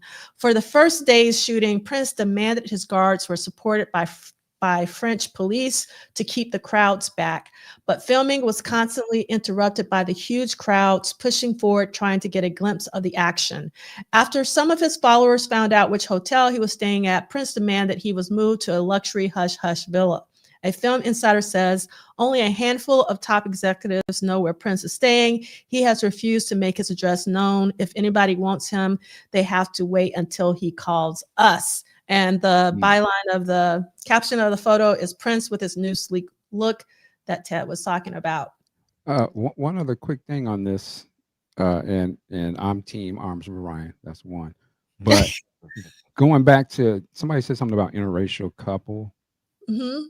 Do you think that? I think that too plays into the perception of that movie at the time, and I would say that in terms of maybe some of the original fans of Prince, women, at least like my cousin, I know, for instance, that was kind of when she was kind of like, you know, they wanted to see a black woman up there, or somebody at least they thought was a person of color or something. I think that played into it too. But I can understand. I guess they would be like, well, the storyline is that he meets some rich. I guess they could argue, well, sister can't be a rich black woman in that situation. But because I could see easily, like a Sheila E. would have been great. Mm-hmm. You know, in terms of just how they all have the same little thing going on in a part of the world, and you know, okay, our album's going to be coming out or whatever. I don't know if it was, but you know, or somebody said Vanity or shit, even Joe Jones. You know, Mm-hmm. acting chops, but did Prince and them have the acting chops either? So I don't know, but again, speculating. It worked the way they did it. But. Yeah. We could say more, but just for the sake of time, we're going to go and who wants to read about the Girls and Boys video? Girls and Boys. Yeah. Which one is this? Is it the Friday? Yeah, Friday, November 22nd. All right. Music videos for whoa, wait a minute. Music videos for Love or Money, Kiss, and Girls and Boys were scheduled to be shot at the studio de la Victorine. Victoroni. Victorine. I like Victoroni. True Victoroni. Not wrong. You beat me to it. In Nice, France, Love or Money was to include the full band playing the song with a checkered black and white background, with Prince performing on the dance risers similar to what he'd used on the American Music Awards. Wow. Kiss would comprise footage of Dr. Fink and Brown Mark by a pool, Bobby Z in bed, and Lisa standing by the shore with a cape blowing in the wind, and an additional part that looked like she was an element of a painting. Wendy would be seen in a bubble bath, as well as playing guitar while Prince sang. What? Okay, that'd be interesting. Almost makes me think of the Family videos or something. Mm-hmm. Both tracks were to be filmed in black and white, but only Girls and Boys was actually shot. Photographs of some of these situations were taken by Jeff Katz and can be found in the artwork for Parade. All of the effort appears to have been put into the video for Girls and Boys. Because of the breakup of the family, what would have normally been an event with the revolution had expanded to include Eric Leeds, Mika Weaver, Jerome Benton, Wally Safford, and Greg Brooks. Susanna Melvoin was also in the video. With the additional filming finished, just about everyone was scheduled to fly home to Minneapolis in the next day or two, so Prince invited them to dinner after the video shoot. And I can't remember if he said the wrapping of the movie had already happened by this point or not. Yes, it had the day before. Which one must tell me then too, which is interesting, that if they were thinking that this was going to be in black and white for these music videos, I wonder, did he have in his mind at that time, we're going to make the movie black and white, or did that come after this? I don't know. I don't know. That's a good question. because them shooting it don't look like it was obvious in their mind. It was just going to be black and white while they were shooting it, not with all that colors going on. But I could be wrong too. I don't know. Yeah, that is, what we continue to debate. So I want to show this really quickly for a couple of reasons. This is the call sheet for the Girls and Boys video, and you can see that the producers are Cavallo, Ruffalo, Fargnoli, and all of that. And you can see all the people like Prince, Jerome, Wendy, Lisa, Mark Brown, Matt Fink, Bobby Z, Eric Leeds, Wally Safford, Greg, Miko. And then the dancer in Girls and Boys is Alexa Fioroni. So I always I think Alexa de Paris is actually named after her. I could be wrong, but I think I remember reading that. But what's interesting about this, at the very bottom, it says extra/silent bits. That's 100 guests to include Blacks and younger people. So I thought that was really interesting that they had to actually have to be that specific that they needed Black. You said they had the Blacks? Yes. So it's very interesting. So we're going to move past this. Okay. So these are, Alexa, the dancer, is also Steve Fargnoli's niece. I forgot about that. Okay. So these are Polaroids that were taken, and they were auctioned off a couple of years back. And this is Susanna's dress. And remember, we looked at this when Mr. Terry joined us for the Erotic City 4D Symposium, because this dress is actually designed by Lewis and Vaughn. So again, that's the dress Susanna was in. And actually, I remember when we did the keynote for Pop Life earlier this year, Susanna loves this dress because she mentioned it this year when we interviewed her for Pop Life 40. So it's a beautiful dress. And I just want to, if everyone could go and hit the like button. This video hasn't gone to 1,000 views, and Mr. Von Terry deserves at least 1,000 views. So if you can just go and it's in the accompanying playlist. That's all the way at the bottom of my YouTube page. I would really appreciate it, because Lewis and Vaughn, they really need to be recognized for the amazing work that they did. And if you were there in real time, you know how important and how just hilarious this whole conversation was and how generous he was.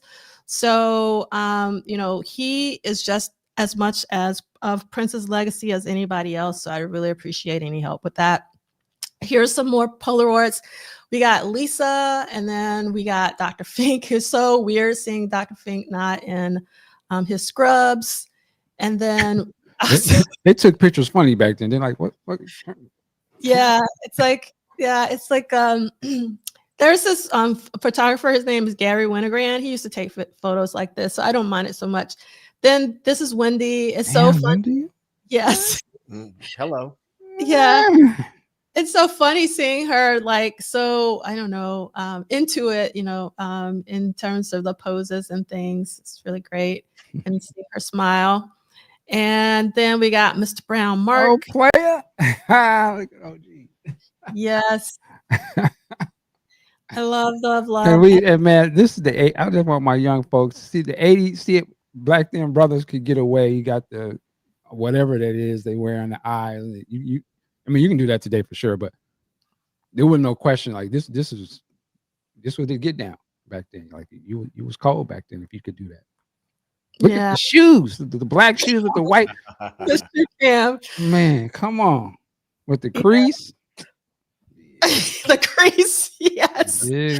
I totally missed the crease. And then we got Greg over to the right.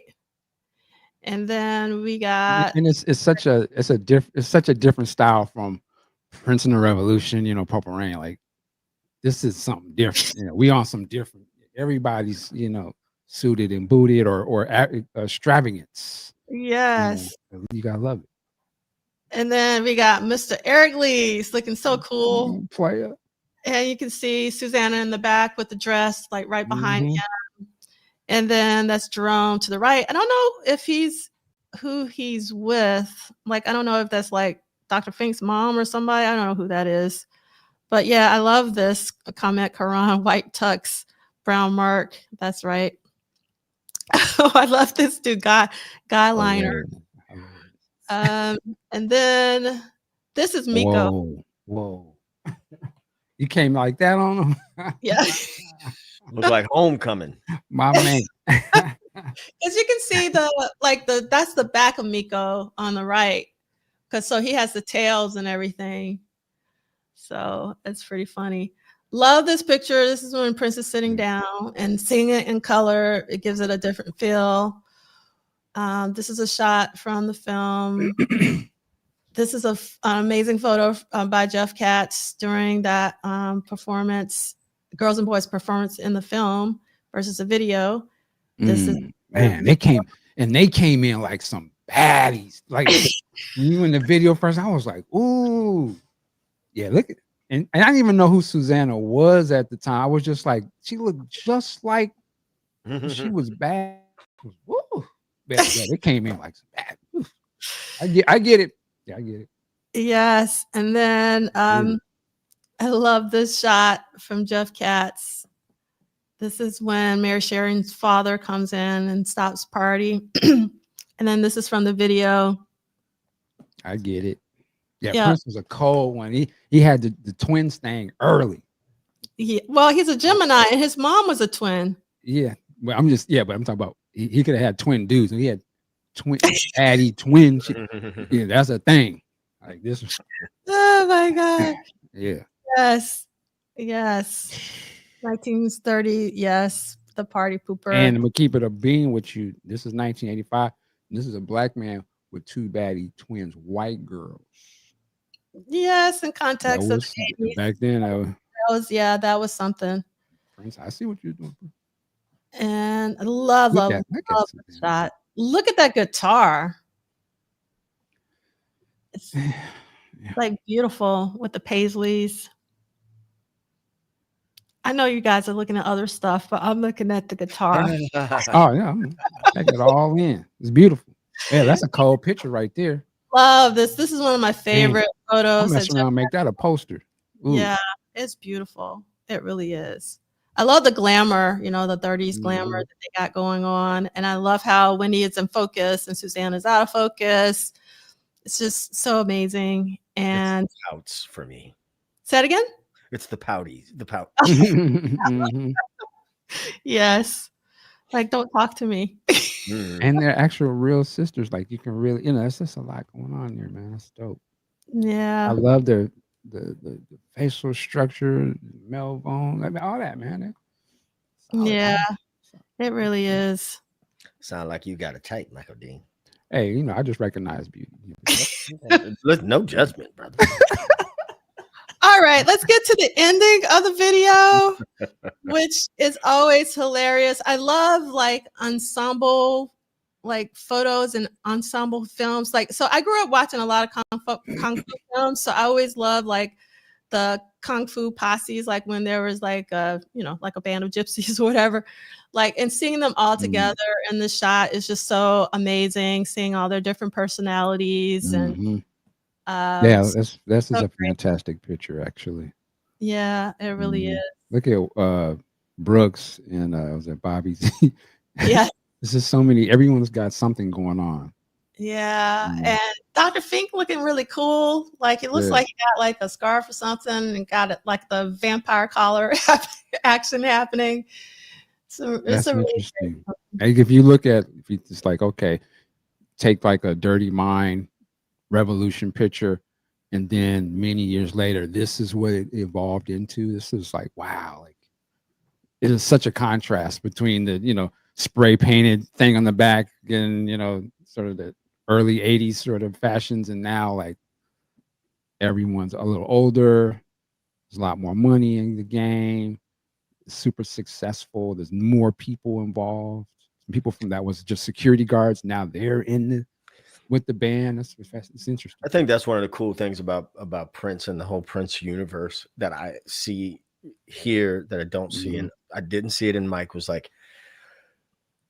there's such distinct eras. I mean, maybe people who are big MJ fans, you know, D'Angelo, I saw last week, you said you just weren't a Michael Jackson fan. And, you know, but I mean, I say that it's really important to understand that I literally did not listen to Michael Jackson unless he was on the radio. It's not like I didn't intentionally listen. I love some of the Jackson stuff, Sure. like before, like Heartbreak Hotel and all of that. But yeah, go ahead, Bus. I apologize. No. I just, you know, you every record, every era, there's something different, and one of the things I love about Prince is, you know, going back, especially Dirty Mind, when he kind of plants the freak flag in the ground at Dirty Mind, and to see this guy turn into this elder statesman of the game, you know what I mean? It's just a trip to watch. Yep. That's all. All right. So I was hoping you were going to say some more because I was going to try to find really quickly. If you remember the cover of Prince, Wendy and Lisa on Rolling Stone, they actually had a very similar glamour look. So just do your Googles, as Michael Dean would say. It's a really beautiful cover. I remember that. Yeah, it was really, really great. Okay. So let's see where we are. And okay. Just really quickly. Oh, we are where we need to be. So the reason why Ted is joining us is because yesterday, last week was Ted's birthday. So happy birthday, Ted! Thank you. Happy birthday. What you sitting at now? Oh man, I'm officially at like, look, I'm gonna just say what I won't say. You know, I know you're gonna turn that down. 55, man. 55. All right. Yes, I'm going to be 55 on Sunday, so I'm right behind you. Nice. Your birthday's this month? Happy birthday, early birthday again. Yep. Okay. Everybody's turning 55. Well, we are all in the same. Yeah, I hit 56, but I'm still in the same. Hey, this is a good era to be in. Yeah, and I got my first senior's meal. Took my younger daughter to Denny's. She wanted to go to Denny's, and bro, they had a 55 plus. Normally, I never looked. I was like, yo, you can get the 2 eggs, 2 pancakes, bacon sausages for $8. Yes, sir. Yes, sir. Looking for them discounts. And they tried it, and the girl didn't believe me. They tried to overcharge me. I had to pull my ID when I paid for it. I said, no, take that off. Yeah, take that Get off. my discount. We doing the thing. Yeah, we are. Thing. Yeah. All right. So because it was your birthday, was it ARP? Yes, sir. ARP NPG. Yes, sir. Yes, sir. All right, I love me some AARP. I've been reading AARP since my single digits. I don't know why. I always love the AARP, so much so that my mom and grandmother would say the AARP magazines for me when I was growing up, when I went to college. Look at that. Like, yes. Oh, you got the This ain't a gang. This is not a gang. Oh, let me stop. Let me shut up. Card carrying member. This is not a gang. Oh my God. Okay, Ted. So I'm curious, was this your first trip to Minneapolis? And 2, I know that you went to Paisley Park as well as the Purple Rain musical. So before you get into the Purple Rain musical, talk to us about your trip to Minneapolis and Paisley Park. Man, let me tell you, I was so excited, like a kid.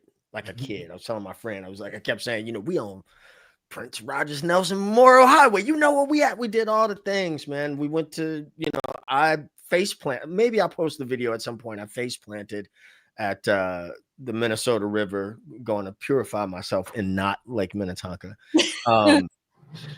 You know, did all the. I was really impressed.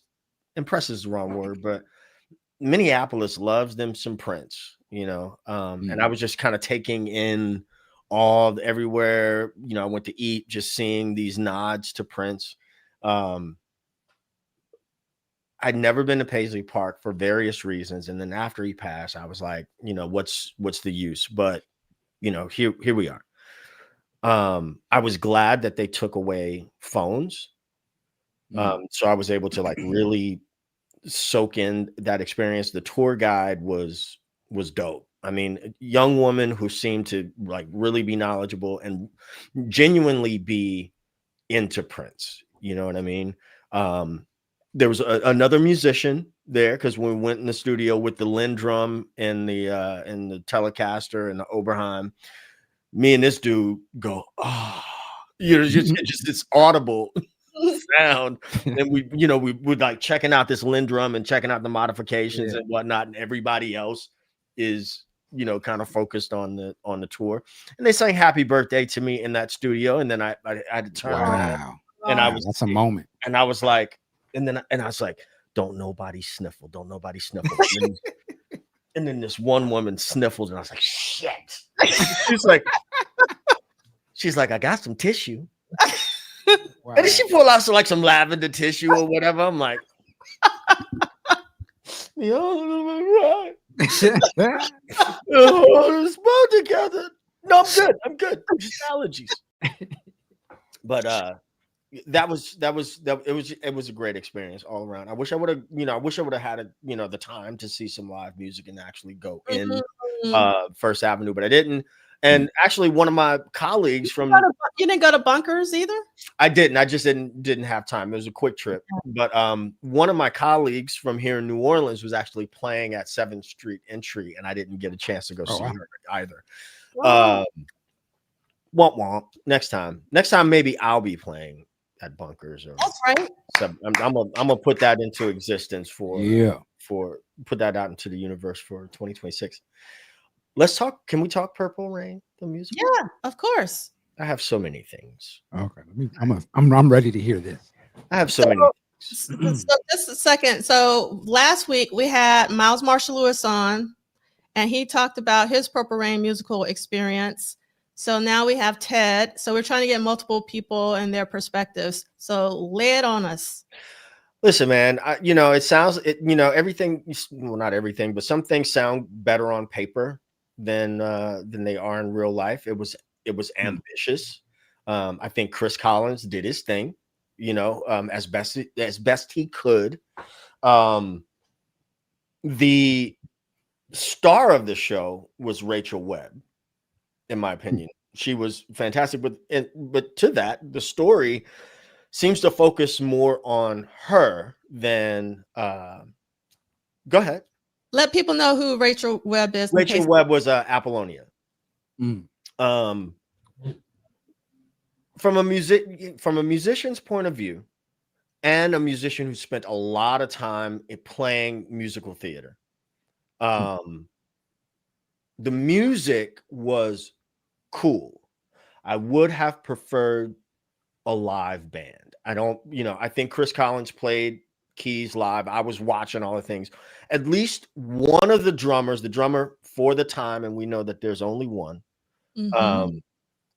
I think that he was playing live because I'm really watching him. And I understand, I've done shows, like Cabaret where the band is on stage. That would have been dope. But the music, the arrangements and everything were cool. So there's no live band. No. And Chris, I understand him to be a proficient keyboard player. So I believe that he was playing. I think that there was a mixture. Of live and pre-recorded tracks. I don't think there was a band. I mean, I don't know. A lot of it sounded pre-recorded to me. Man, too many liberties taken with the story though. Too many liberties, particularly Morris Day. That got me. Like how? Like which? Now, first off, I don't want to be offensive to anyone with anything, but Morris was he was a clown. He was incredibly effeminate. Then with the whole dumpster, they make a point to have him roll out this dumpster and then have him sing Gigolos Get Lonely Too from the dumpster, which I'm like,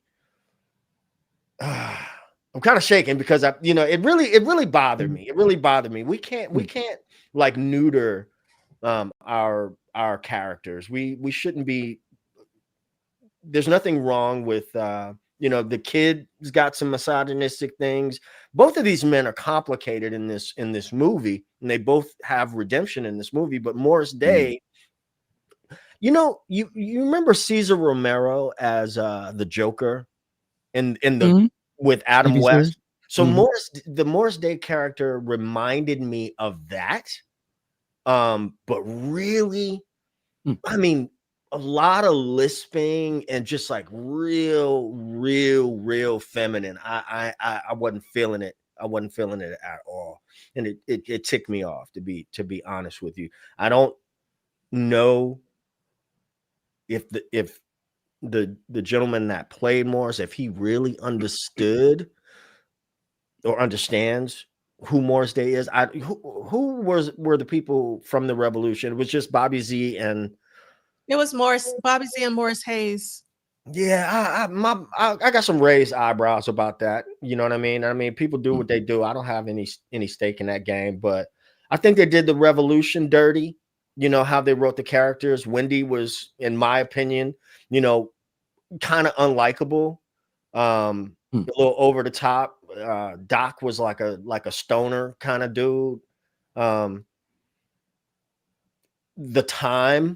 time they were boring, uninterested. I mean, at some point I'm looking at these guys on stage as the time, and they just look like they were, like, man, when is this over? Now I'm being really critical about this, right? I'm not unhappy that I saw it. I mean, I was like, yeah, let's see how this turns out. You know what I mean? But it was super, it was ambitious. I just don't know if you could. There's a lot to put into 2.5, 3 hours, whatever it is, and then try to modernize the story, try to apologize for. That's what the dumpster felt like to me. Let's apologize for this scene in the movie, and I'm like, that's what it was. That was the scene in the movie. Even one of the most iconic scenes in the movie, the what's the password thing. They tried to kind of do that, and it fell completely flat. Like it was almost like it was an afterthought. It feels rushed. There's no this might sound silly, but there's no White Cloud guitar. At least I didn't see one. Michael, either one of you guys, what do you think that there's like a trademark issue or something like that, maybe with that? Not that I know of, but I never even thought about this, to be honest. Yeah, well, it's not there. Also, when he does Purple Rain, and I said this in my review on my channel as well, but like,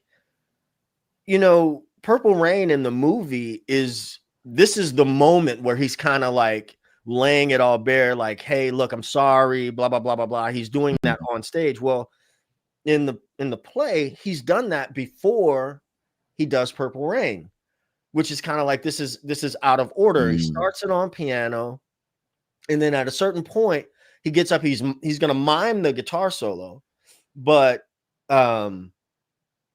it's just like really awkwardly staged where he gets up and he kind of reaches around for the guitar like it's sort of an afterthought. It was clunky.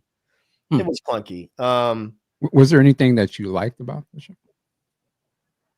Rachel Webb was cool. Chris Collins,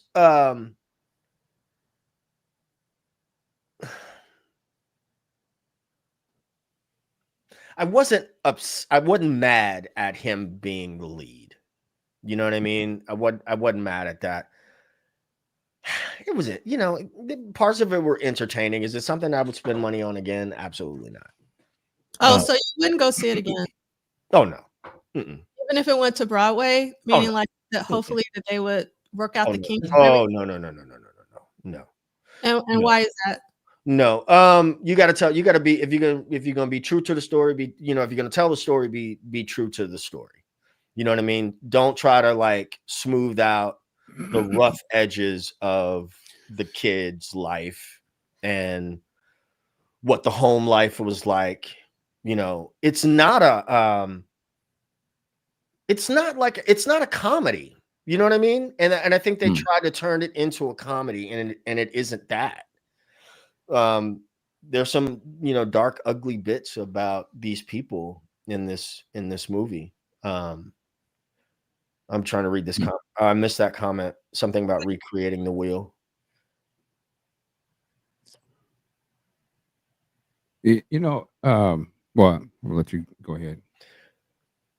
I said it once, I said it again. The musical should had been about the Minneapolis sound with them doing Purple Rain on stage. It's like, I mean, I think that would have done something different. I just wonder what plays are going on behind the scenes. What was the real reason for doing this? I don't think that this was something that needed to be done. You know what I mean? Like the Michael Jackson, I think like Michael Jackson, I know like the people in that fandom are kind of bugging out over who's playing him in the biopic that's coming out, which I think should be I think anybody could do Michael Jackson. I think Prince is such a unique, and I this is the only word that comes to mind, delicate figure to you know, I just, this is something that's like, you know, do you need to do this? But it was my birthday. I saw it. I had fun. I had good company, all that stuff. I ran into DJ High Top from the Bay out there. And we both, you know, at intermission, we were both like, you know, well, what do you think? If you had to give it a letter grade, what would you give it? And the first thing out of my mouth was like, man, this Morris Day character is really bugging me. I mean, bugging me because Morris is our uncle, our older brothers, cats in the neighborhood. In the Black community, we all had, you know, I know I had, you know, a Morris or two in my life. And, you know, these people are, you know, they're not polished. You know what I'm saying? And I agree with somebody just wrote there, you know, he's playing the kid and not Prince. I mean, I get that. I definitely get that. And I went into it with that in mind, that he's playing the kid. And it's easy to say that, but we also see Prince. I mean, am I wrong? I mean, you know. Yeah, you know, I mean, I haven't seen the play, so I'm not giving any sort of take on that. But from what you said and Miles from last week and things I've read, you know, I wonder if this is, and we talk about the changes that they've made to the play. You know, in my mind, I think about, well, if they had made a play about boys in the hood. I'm just using this as an example, and it depicts a time of, you know, gang banging, a lot of dysfunction in the neighborhood. There's not, some of the people in the movie are not heroes. You know, Doughboy and all these other characters. And if they did a play and they felt like, you know what, let's change the tone of it. So don't make Ice Cube's characters such a this way, and let's change this character because that was just, you know, what he was doing in the movie was too negative, or we don't want to see our people like that. But I think we'll run the risk of watering down our stuff. And why are we doing that? Are we doing it because, one, it would make more money if you think you can take that out and it's more palatable to regular people? Or I'm going to say this, in the case of Prince, I wonder if it's going to be the same situation that happened with that documentary, right? There's certain things that you're not comfortable with, and you want it to be about this one thing. So let's use that same mind frame for this Purple Rain. That's what I'm saying. You know, and so you know, it's a slippery slope, but it's already been it's already done happen with the major product. So I don't know. This is kind of like, to me, it almost looks like, is this what we're going to be doing with our stuff? You know, we want to make it so positive to certain things, we're willing to change. And again, this movie, Purple Rain, is not about Prince. It's about the kid. So I guess why would you change it, right? It's a movie. It's a fictional story. Sure. If they remade The Godfather, which I watched last night, would you think their community would be cool, the fans of that, if they made Michael Corleone less gangster? Right. And change certain things out of the movie? I don't know. That's a certain thing. I don't know if that's what we're doing with our art, but we have to be careful about. Yeah, that. that's a problem, man. Like I played Cabaret years ago, and I don't know if anybody's familiar with that story, but the band is on stage, and the antagonist interacts with the band, right? And it's dark. Cabaret is a dark show. And one time the guy came and he like rubbed me on my shoulder, and I felt his character. I'm like, don't do that again. But you know, like this is the story. This is the story, and everything wasn't pretty, and you know, in that story, there's some hard stuff in that story, and I think they went out of their way to make it into a comedy. I give it a good C plus. You know what I mean? Again, am I disappointed that I spent money on it? Absolutely not. You know what I mean? It was like, you know, you go out and, you know, it was my birthday. Okay. So, you know, it's, you know, like the experience and all that. But they got some kinks they need to work out. And somebody's gotta have I think the kid talked too much. I think he talked too much, and I think he was very so I was okay. Now here's where I don't want to offend anybody, but I have to be honest about what I'm saying. I think when people cosplay as Prince, they go way over here with feminizing Prince. I'm like, yeah, you know, even when Prince is androgynous or whatever, this is a masculine dude. You know what I mean? Like, we don't need to go all the way over there with Prince. And I was concerned that Chris Collins would do that, but I think he actually went all the way on the other side and was like, you know, so he was pretty unlikable for most of the first half. I say unlikable. I probably used that word a couple of times already, but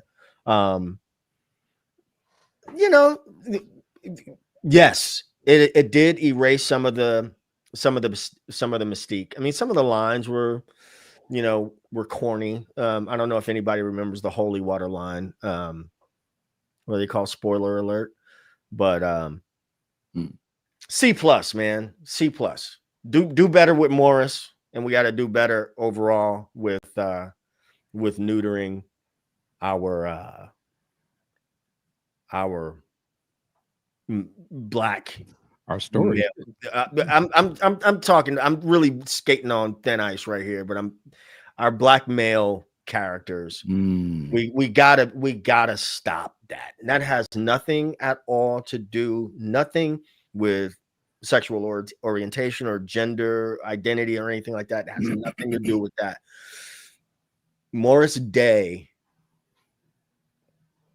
is not a clown, and he wasn't a clown, and I really didn't. And I wonder what has anybody heard him say anything about this at all? Has anybody from the revolution, or I don't know. I wonder. I mean, I'm sure. I mean, I don't know. I mean, it seems like if he would have seen it, he would have said something. So it's possible that he hasn't seen it yet. I don't know, but I haven't been on social media and following the conversation myself, so I don't know. I mean, you have no intention of seeing it. Is that correct? I would take my mom to go see it. I mean, the thing is like, I think it's important. I mean, at first I was like, I mean, when it was first announced, I was like a musical, but then after seeing MJ and how amazing that was, because I had no intentions. I don't go to musical theater, first of all. And then, but after seeing MJ, I was like, oh, if they did something so inventive and cool for Prince, that would be fantastic. Because just like I was talking about Dancing with the Stars, I think it's really important that I call them non-Prince people, like people where Prince is just not in their vocabulary. They don't really listen to him or don't really know what he's about. You know, like for instance, I gave this talk earlier this week about Prince, and it was about Prince's complicated relationship with technology. And at the end of the talk, I asked people like what they got out of the talk, right? And one of the things that one of the people said was they did not and had no clue that Prince had recorded 38 albums in his lifetime. For me, I was like, okay, yay. I at least, I got one person to recognize that Prince as like he's prolific, he's a thought leader, he's visionary, like all of that. And so we think everybody knows all the stuff that we know, but they don't even know basic stuff. Like he recorded like amazing, like 38 amazing albums, and then like 22 plus for his proteges, if you want to call them that. So I think this is a really great opportunity to show how, like to help with the legacy of Prince. I think I said this last week. I don't think MJ needs any help with his legacy. I think MJ is going to be known forever. I mean, just because his impact was different than Prince's. And I think that Prince is so misunderstood. And I think one of the reasons why is because of all of the presentation of Prince. So again, if you're, kind of talking about the androgyny, and like people just kind of look at Prince sometimes and go, like they don't get it. They don't understand it. And they totally miss the musicianship. And forget the musicianship, the songwriting. Do you know how many songs Prince has written, not just for him, but for other people? So for me, anything that can help get the masses, the non-Prince people, to recognize that Prince was one of the greatest musicians to ever lived, and in my opinion, the greatest musician who has ever lived, then we're doing something. So I do think this musical is important if it's done right. Yeah, if it's Rick James, James Brown are two people that come to mind right off the bat. Rick James, for all his faults, is an important figure in Black American culture and Black American music. He Absolutely. is so much more than F Your Couch and I'm Rick James, right? James Brown is so much more than A Drunken Interview. Prince is so much more than Basketball and Pancakes. And when we do introduce these people to younger generations, look, I have a student of mine. She's got the symbol tattooed on her shoulder now. And my last year that I talked about this, where we did the Prince tribute, and I really talked to them about Prince and what he had done and who he was, and not just this clip, you know what I mean? And so for something like Purple Rain, D'Angelo, I think you're right. It is important to get that legacy piece out there, but be honest about it. Yeah, no, I hear you. And I mean, I haven't read the New York Times review yet, and I actually haven't even read John Bream's, because I'm actually more interested in John Bream's take than I am than the New York Times, just because John Bream has been the person covering Prince the longest, and he's in Minneapolis, so he knows like what the word on the street is. But I hope that they can get it right. I mean, I think someone had put in here, what is it? Love Sexy 71 had asked if they would have called this Purple Rain or something else, would this play make better sense? But from your comments, I don't think it would, because you're pointing out that I said this last week, so I did see the preview, Ted, of the play, because they showed a preview at Celebration in 2024, and Rachel Webb was there. Her voice was amazing. Yeah, she's awesome.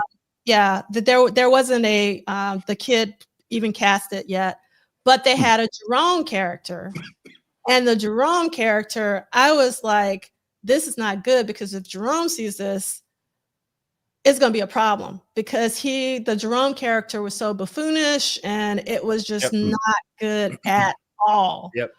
I was so focused on Jerome. I was so upset about the Jerome character. To be honest, I didn't really pay attention to anything else. So I don't even remember the Morris Day character from the preview. But it sounds like, based on what you're saying and also what Miles is saying, that they may have transferred some of the qualities that they had in this preview of Jerome to Morris's character. And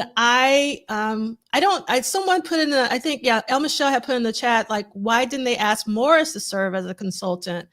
Because I think that he is pretty much the co-lead of Purple Rain, as far as I'm concerned. There got to be something else. There got to be something else going on behind. There's some other shenanigans going on behind the scenes, because I don't. It is a parody. I mean, and buffoonery. Like I get on here and joke around and stuff with y'all, and I feel comfortable with y'all. You know, people meet me out on the street, or like I don't like buffoonery.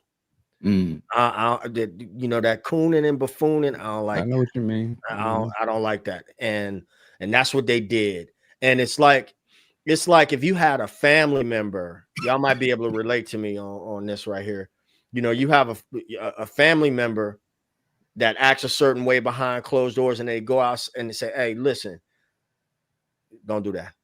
You know what I mean? Don't do that. Don't say that. And if somebody else talks about him or whatever, you like, hey, that's not, you know what I mean? Somebody's supposed to be behind the scenes and say, we can't do this. Yeah, we cannot do this tomorrow. And it really makes me think too, man, there's not enough Black people in this space.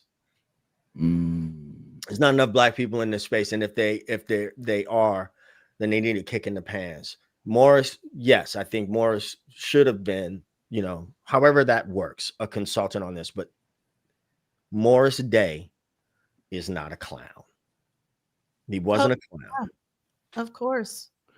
Just in contrast to this, and you mentioned the young lady who plays Apollonia. From the outside looking in, it looks like they took her character a different way than not just the race, but is her character slightly different than she is portrayed in the movie? It seems like she's a stronger character in this. She is a stronger character, and I don't have a problem with that either. You know what I mean? I don't have a problem with her getting, we are in 2025, so I'm not saying that everything should just be stuck in the past. She is a stronger character. I mean, but it's more, it feels more about her quest for stardom and her, Minneapolis just kind of being a stop on the way to New York. It is a Purple Rain inspired story. It is not Purple Rain. Yeah. So, too, somebody mentioned the Rick James, and I've never heard a review of the Rick James stage play. I'm very curious to see how these stack between each other. Wasn't Stokely playing Rick James at a certain point? And I think too, I wonder too, Purple Rain, there's two ways to view Purple Rain. Is to view it as a Prince fan, and like that was an era of Prince. It was the album and the tour in the movie, but it was still a Prince thing. And then there may be the other side of it where you're not a Prince fan, but Purple Rain was just a cultural movie blockbuster moment. You know what I mean? And you just don't know anything about Prince, but you know the movie Purple Rain. Yeah. You know what I mean? But I would still say, I wonder even if those people, how would they take to the changes of the things, regardless if they're Prince fans or not.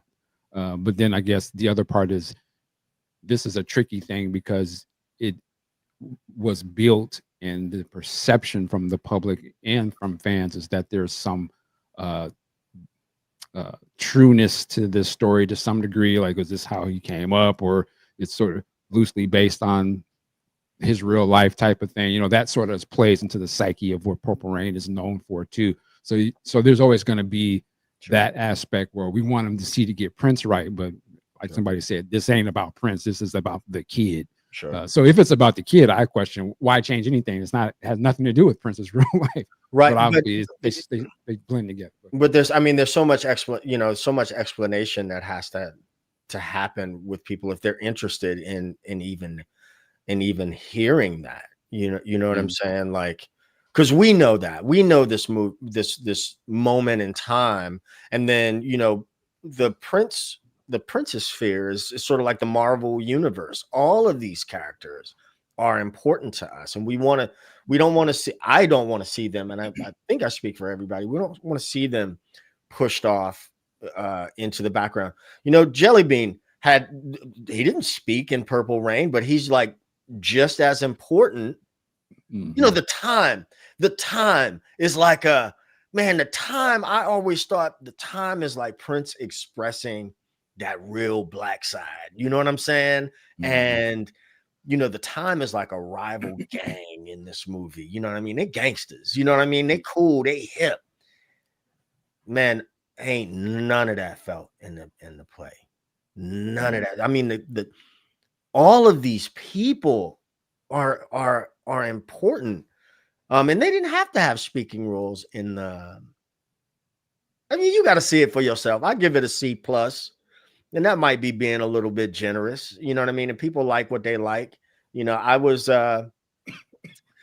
entertained, as it were. You know what I mean? Meaning that I wasn't falling asleep or anything like that. But I'm telling you, when the dumpster came out, I remember leaning. I had good seats too. I'm leaning against, well, they were in the balcony, but they were good to me. Leaning up against the thing, and I was like, nah, dog. This ain't it. This ain't it. This ain't it. This is not. Man, think about your uncles and your big bros and your, you know, maybe even your pops or whatever. And some of the, you know, I think about my own pops, man, and how he was when he was my age or younger. I'm like, you know, daddy kind of wasn't shit on some things. You know what I mean? Right. But I think Prince said this in something, I can't remember exactly where. You take one piece out of that story and the whole thing kind of falls apart. It might have been that Under the Cherry Moon interview. Take one piece away and the whole thing starts to unravel. So I can't look at my daddy now. You know what I'm saying? And, you know, change, you know, hey, man, you know, you might want to forget some of that stuff. I can't necessarily, you know what I mean? But but I've seen I know the arc. You know what I'm saying? You know, but the story is the story. We get here because of that. You know, I like that you brought up your dad. It'd be like, to me, like you just said, how do you present your children's grandparents to them? Do you let them see how grandma and them was, you know, your perception of how your mom and dad was, the good and the bad? Or do you just let them know grandpa, yo, he didn't have a side piece. He was always faithful to grandma. You know, there wasn't no drama, and you know, the divorce happened because of why. You know, do we leave those things out when we show it to the next generation, or do we want them to know their family for real, for real? If I had children, I want them to know you know, I got an uncle right now. I'm thinking about right now. My uncle was a good man, took care of his kids, and, you know, do anything, but also, yes, and he was a hustler. Yes, and, you know, he had little things all over the city. Yes, and you know, we talk about. I'm black. I grew up around a whole bunch of black dudes, and we talk, you know, criticize. And I said, man, that's just kind of. I ain't saying that white dudes don't have their problems too, but I know my community, and I know that this is just how some things work. I'm not saying it was right. I'm not saying it's pretty, but we don't need to be polishing up. As a black man, you know, if I go out somewhere and I feel like I'm being treated poorly, and I know that women feel this way as well, where you feel like all of a sudden you got to make yourself small, or you have to, you know, you got to be overly conscious about your tone or whatever. Now, I have a very expressive face. When I'm unhappy, people understand that I'm unhappy, and it shows in my face. But I know that if I, you know, I used to play with this drummer overseas, and I don't really like the dude. He don't really like me because he used to try to make me the bad guy. But, you know, I know when I looked at him, I had to purposely not look at this dude, because I said, if I look him in his eyes to tell him just a regular thing, he's gonna crumble. So as a black man, you feel like you have to, you know, and then there's times I'm just like, nah, I'm not going to make myself small to make you feel comfortable. I'm not gonna put on a for you to feel comfortable. That's not on me. You know what I mean? Mm-hmm. All right. As Celie McGinnis would say. Okay, getting real up in here. But I have a couple more questions for you, and also comments. So when they did the preview in Celebration, they actually brought the filmmakers. I can't remember. I'm sorry, not the filmmakers, but the person directing the play, whoever was in charge of the music, and was one more person. They were all people of color. Now, I don't know if those roles, meaning like the people in those roles, have changed, but it seems like the people who are in charge, you know, whoever wrote the script, whoever is directing, are all people of color. Now they're young, like they were young, and I don't know, again, if they're still connected, that they, you know, because like I'll give you an example. The first time I interviewed Jerome came to NYU, and I had one of my few Black students happened to be with me when Jerome came in the building. And I asked my student, I was like, do you know who this is? And they were like, no. And I was like, oh my God.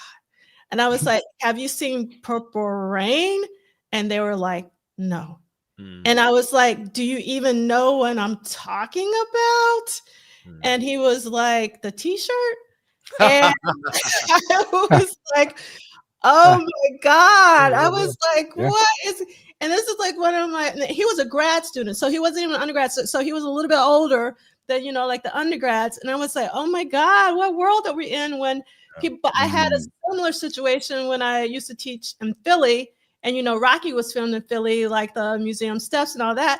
And a lot of the kids in Philly had never seen Rocky. So we're losing like a lot of culture in terms of the younger. Yeah. And so that's another reason why I think this is important if it's done well. But I do think that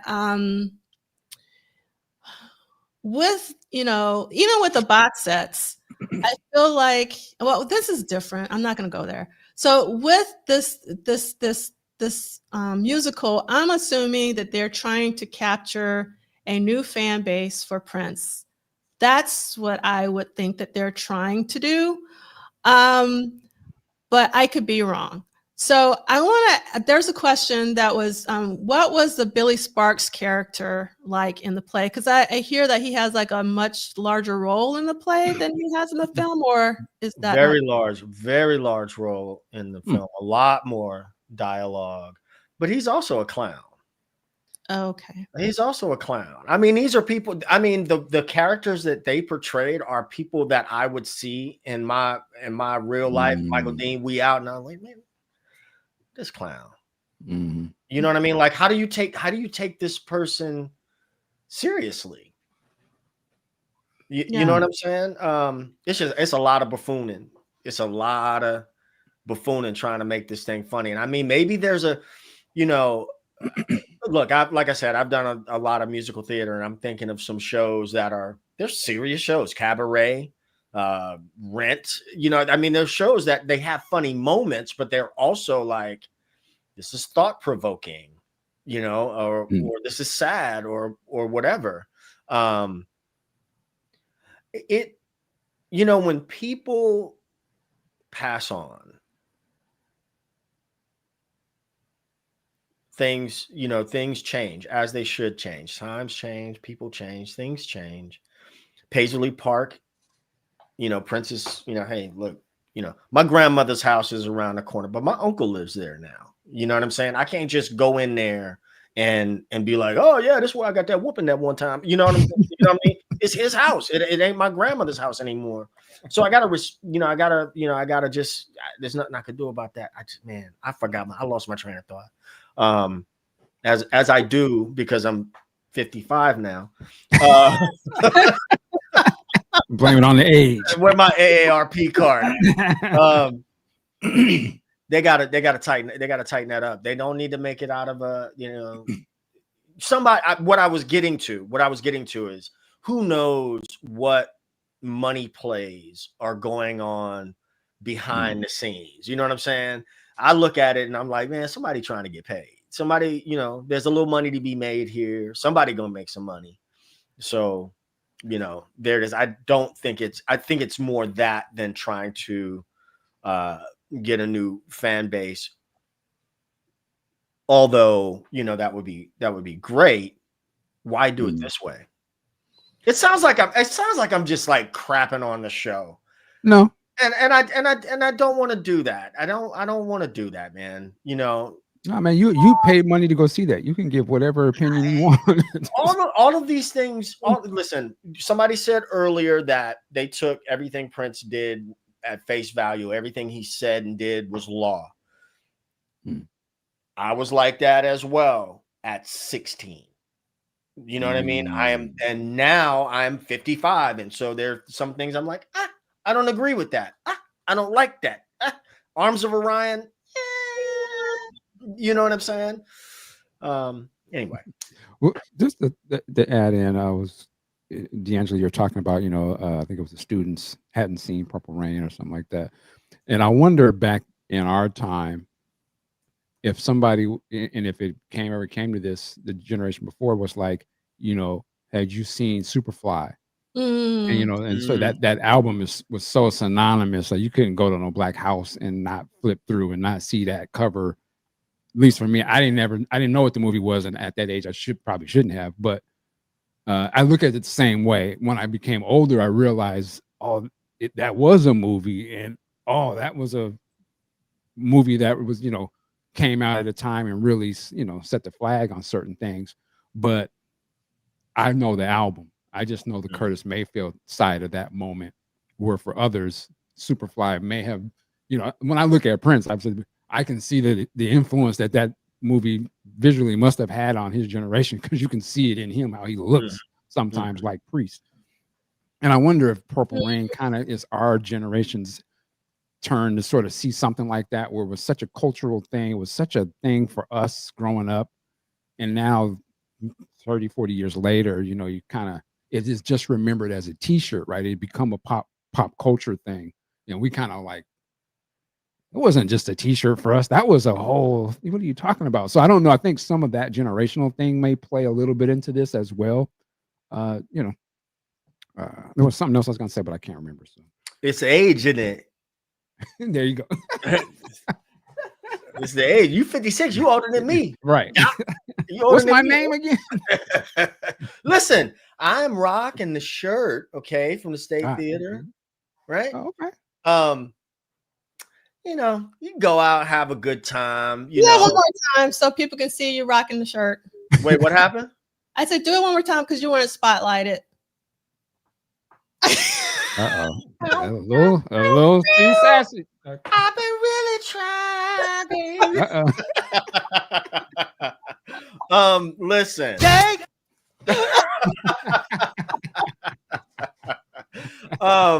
Man, you know, if you get the opportunity, to go to see it, you know what I mean? You know, see it, keep it in perspective. You know what it makes me think though? If we begin to water things down and change the stories for modern audiences, and we got the internet now, right? You know, some people have told me some stories. I didn't check their facts. I done went back. You ain't do that. But it I don't want to get a little deep here. Make me think about things like the Bible.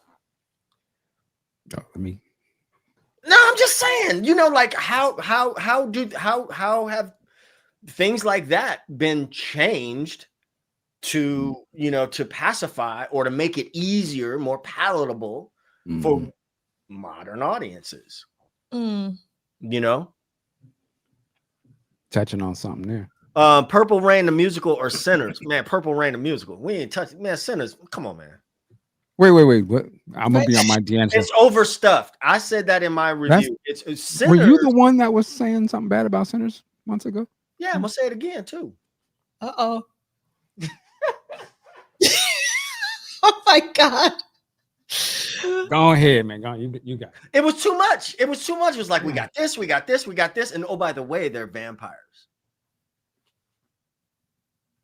And I say, man, y'all could have stuck to 2 or 3 things, man, and we would have had a cool movie, bro.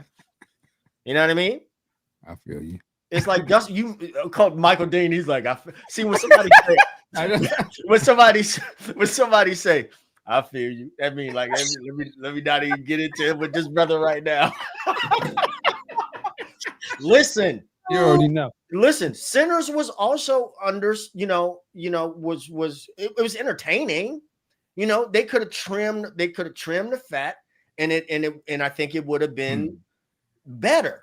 I would love to see a prequel about the twins. I think the twins characters were really intriguing. I love the way Michael B. Jordan played that. Listen, man, you like what you like. I ain't, you ain't got to take my word. See now you see everybody getting on me now. When the black man get to doing all that, and I told y'all. Listen, I told y'all that Arms of Orion might be growing on me. Cut me some slack. That's why, we're gonna give you. That's why I said I hear you. We're gonna give you that Michael Dean said, "All right, bro. It's your house. It's all right, bro." Okay, so I will say I love Sinners because of the performances. They were great. Like Michael B. Jordan, I thought was incredible. Delroy Lindo, like I thought the direction was great. I thought the movie was too dark. Like I couldn't see it, meaning like visually, like cinematography. I was just like, I just wish it was a little brighter.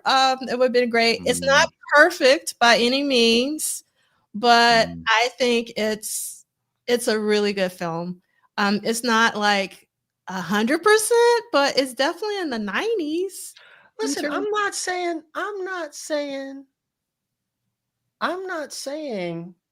that it sucked. Okay. I'm not saying that at all. I'm not saying that Purple Rain sucked. I'm just like, it seemed like a lot of information. Some fat could have been trimmed. Michael Dean, just hang on, bruh. No, I'm gonna let you do it. I'm not saying that. Die, bruh. I mean, maybe I gotta watch it again. You know what? I'm gonna do that. I'm gonna make it my homework. I'm gonna watch it again. Yes, I think you should. I mean, I will say. I mean, since we're talking about Sinners, this is I actually had 2 issues with Sinners. One is I wish that the vampires weren't shown before they got to the juke joint.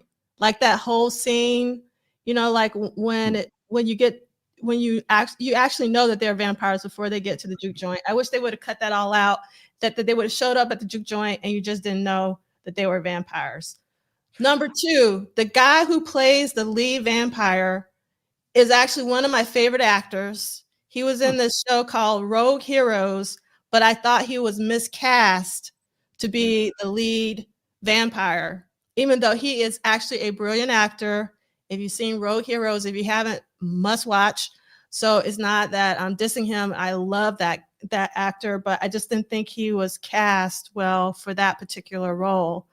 I thought that Saul Williams was an amazing cast, as the father, the preacher. And I don't know.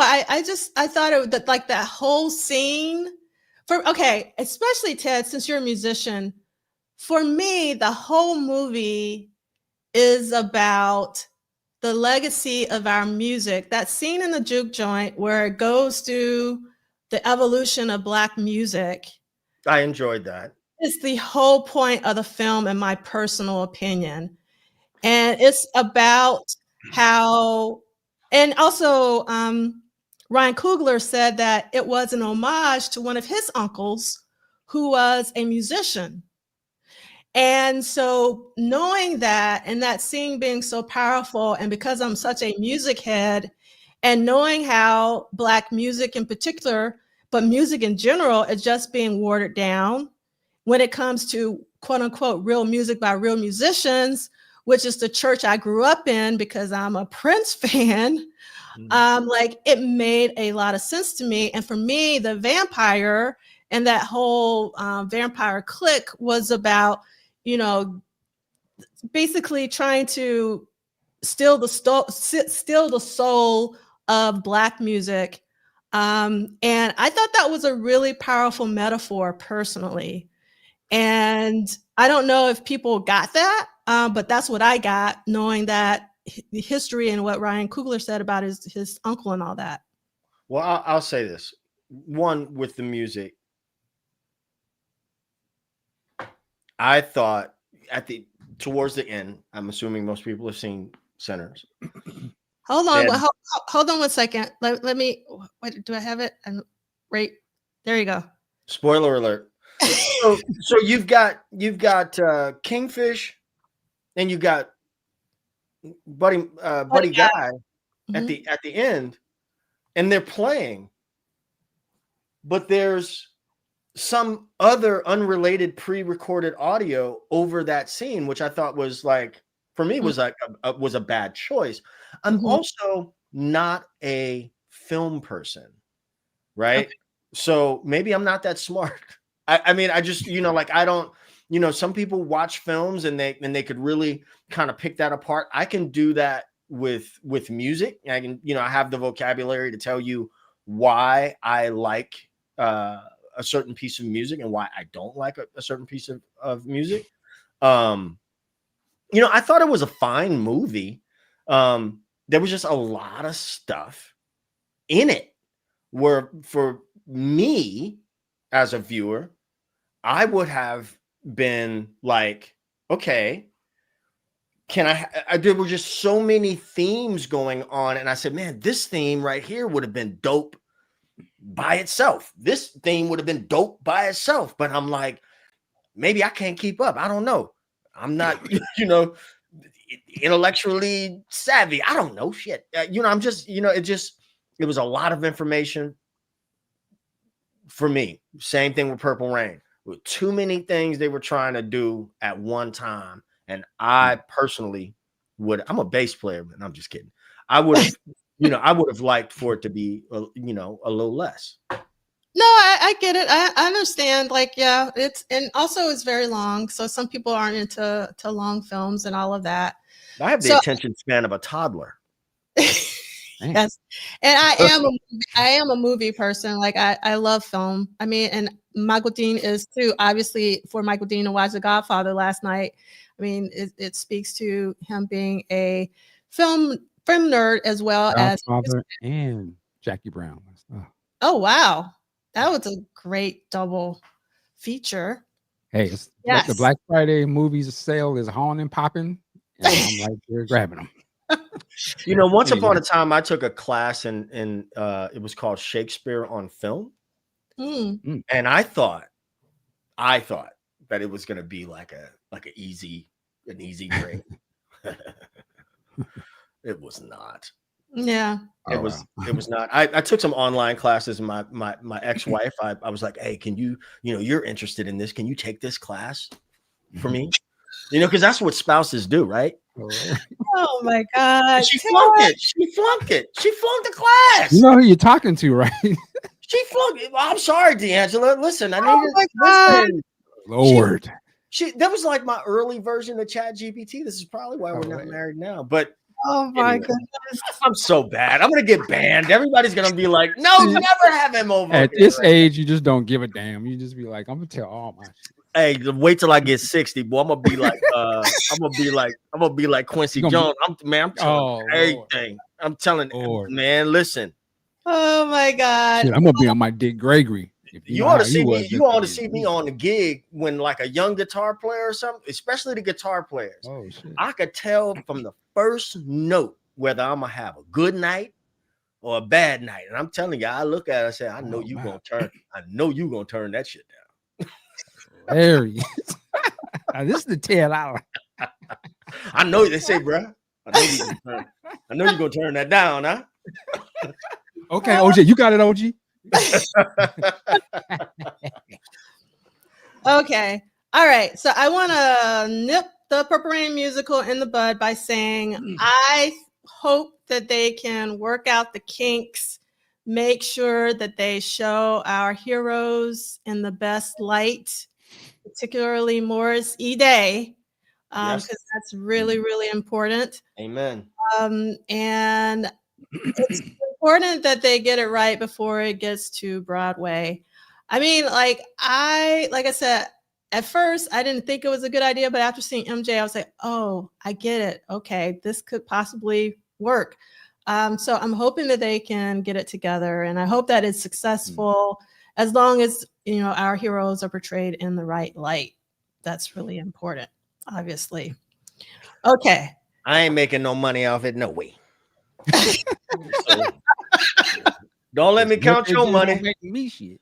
Don't let me count your money. I'm gonna just tell you if I liked it or didn't like it. Then C+. Yes. Okay. All right. So we're actually going to have a couple more people coming next week to talk I was about about to say, I think you meant today. I was like, what? No, next week. And I just want to remind everybody about the upcoming celebration. They've announced the dates. I'm super excited. Oh, before that, Steve Park has actually announced, and you can actually pre-order on Amazon, this double volume special edition of photographs, because I had already pre-ordered the standalone book, but then when he announced the deluxe edition, I canceled my pre-order for the standalone book. Wow. And I'm very excited about this 2-volume special edition So collection. it's 2 books. Yes, you can get to just the 1 book. Wow. If you want, but this is a deluxe edition. So if you want the deluxe edition with 2 books, you need to cancel your order if you already pre-ordered like I did. So you can pre-order on Amazon. So just do your Amazon Googles and you can pre-order the book. I love the cover, like with the overlays of the 3 guitars like that. That's pretty cool, actually. Yeah. It looks really, really good. So we want to support Steve Park. We also want to support all the photographers because I want as many photography books as possible. I'm still waiting on a Jeff Katz book. If a Jeff Katz book could happen, oh my God. But Steve Park is really coming through for us. So I really appreciate that. And we want to support Steve. That's cool. That's cool. Just makes me think. I mean, I love this type of stuff. He's not been the first picture type book. Man, would it be cool if the instrument vendors or manufacturers, what if they did I'm just on my shit, but what if they did a special Lindrum? Yeah. Whatever it's gonna cost. But if you want the one with all the sounds in it, that'd be fantastic, man. Man, that thing was thanging. I bet it was. And that's what I wanted to mention earlier. And you mentioned about going to see that, going to the studio and stuff. There's probably an opportunity, or there's another little lane added that they could add to the tour for people like yourself and musicians when they go in there, because I think it hit different when musicians go to Paisley Park and when you actually get into the studio part and you can see the instruments and the board and stuff. They might want to think about, and whatever it might cost, but how the Lindrum is turned on. It ain't the exact one he used, but you give the opportunity to put in a beat, or here's not the actual bass, we're not going to disrespect it, but here's a replica of the cloud or something, and you know what it is to be a musician. You can sit down on this chair and you give 5 minutes and lay a track down for yourself or something. I think that would be so much for musician cats, man. Can I share one last thing with you guys while I'm thinking about it? Yeah. I was 15 when Purple Rain came out, and then I turned 55. It was my pilgrimage to Paisley Park, to Minnesota. And I was posting photos on Facebook and things like that. And I have a friend of mine who he said something to me that was so incredibly hurtful to me.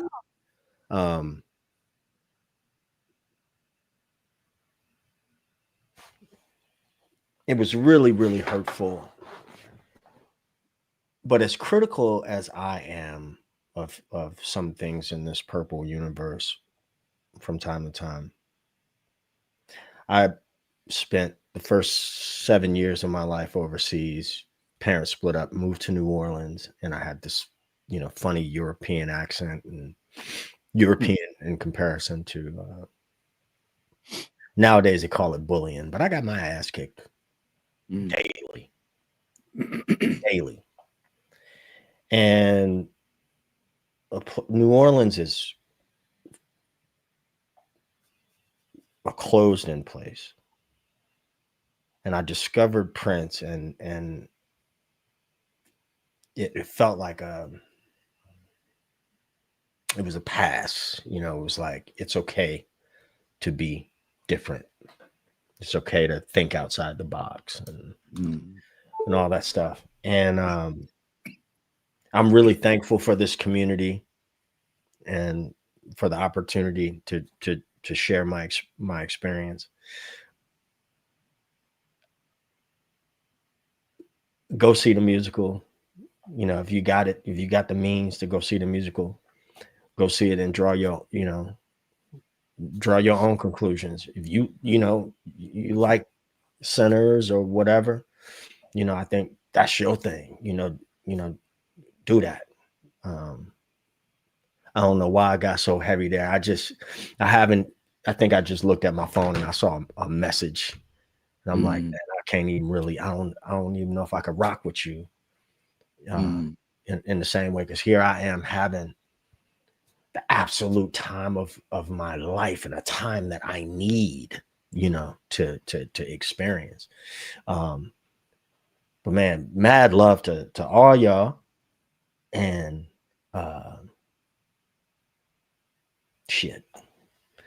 That's all I got to say. You got it. And see, that right there is why this stuff is so important to us, because it came to us when we were younger and we don't live with this, and it means so much. So it's much more than Prince and this and that. We done tired ourselves. We're a part of this, and so anytime we see it, we want to make sure it's represented the right way. So I actually feel everything you're talking about with the play, and I understand it. And I'm glad you just said what you said right there, so people could really get why we're not just some. It's deeper than just being fans. I'm saying it's our life. I'm saying, like, this is a part of our life. This music, it inspired us to do all this other stuff in our lives, and it's still weeded through it. So I get it. Yeah, man. You know, everybody, we're all walking in our own experience. Yeah. You know what I'm saying? We all walking in our own experience, and the term I can't yuck your yum. If you like it, cool. It ain't gonna put no money in my pocket. It ain't gonna take none out neither. Right. You like it, I love it. Cool. Yeah, that's it. I feel you. So I just want to say, Ted, that I think it's really fantastic that you went to Paisley Park.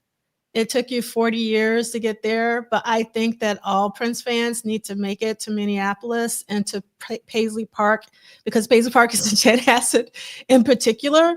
Yeah. It's nothing like the first time that you go there. It's such a spiritual experience. I remember the first time that I went, because I refused to go when Prince was alive, because I knew that I would never come back if I went to. Like, I had friends who went to the celebrations during the early 2000s.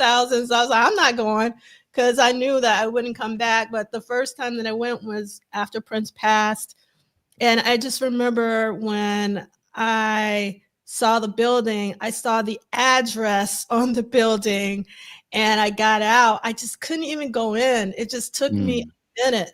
I just had to compose myself and actually remove myself from other people. I was on the side of the road and I was trying to keep the tears, from falling, and it wasn't even me mourning Prince. It was more like, oh my God, this is this building that he built for us. He built this building for us. And it was just like, I was just so overcome with his vision, like how visionary he was, and that he built this in his 20s. And, here we are, continuing to go there. So that's one of the reasons why I do what I do, is to, one, make sure that Paisley Park exists, because it takes 100 years for a building to become a landmark, because my fear is that they're going to turn it into like a car dealership or something. Mhm. So it's really important that we continue to visit Paisley Park until it can become like landmark, because it is such an important and amazing accomplishment, like 65,000 square feet of a playground, that 3 studios, a sound stage that you can drive a transfer truck into. Yeah. I mean, it is really extraordinary. Just to think about this kid from Minneapolis created this entire universe, and he created this space, this physical space for all of us to gather, and put Chanhassen on the map for sure, because there was nothing but cornfields around it. We're continuing to go to Minneapolis, so we're helping with the economy of Minneapolis, all the Prince fans, that are going there. So it's so important to go to Paisley Park. So I just want to thank you, Ted, for finally getting there, because a lot of us will say, I'll do it, I'll get to it. And then it never happens. And we are seeing it, especially at our age. Yes. That, it becomes more evident as you get older that tomorrow is absolutely not promised. I mean, it's remarkable that a man did this in his 20s, right? But what I got the sense of, like, this is where this person lived, where he was no matter what he was, this is where he was fully himself. And I wish I could remember this young lady's name who did the tour. I took a tour of Sun Studios in Memphis, and the guy was so into it. He was so excited. I mean, so knowledgeable. And this young lady was so knowledgeable and excited. And I was so also, at first I was like, they're taking away the Matrix. But then I was also so glad to not have access to my phone, because I could just sit in just look at a space and say, wow, wow. It was breathtaking to me.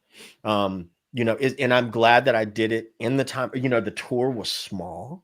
There was one woman there that was maybe just a little bit over the top for my personal taste, but that's me. That's, you do you navigate the world how you navigate the world. But that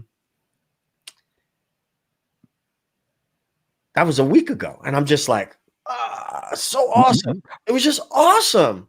And also, as adults, one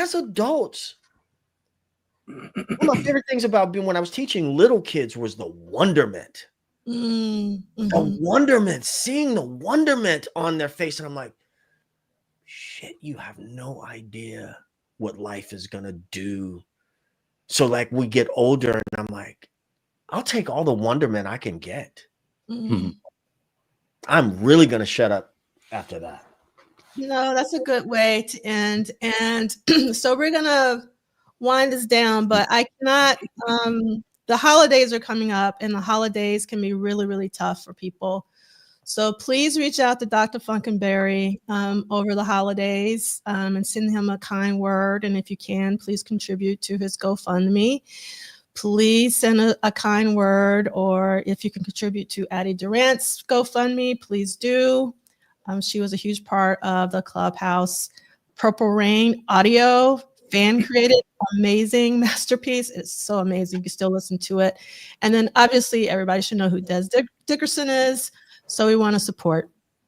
And then there's an accompanying playlist. So I also added Ted's official review of the Purple Rain musical from TED Talk Space, which is Ted's channel. And if you don't subscribe to TED Talk Space, you should absolutely do. And thank you, Kim. Kim says Dr. Funkenberry just put an update yesterday. Thank you, because I didn't see that.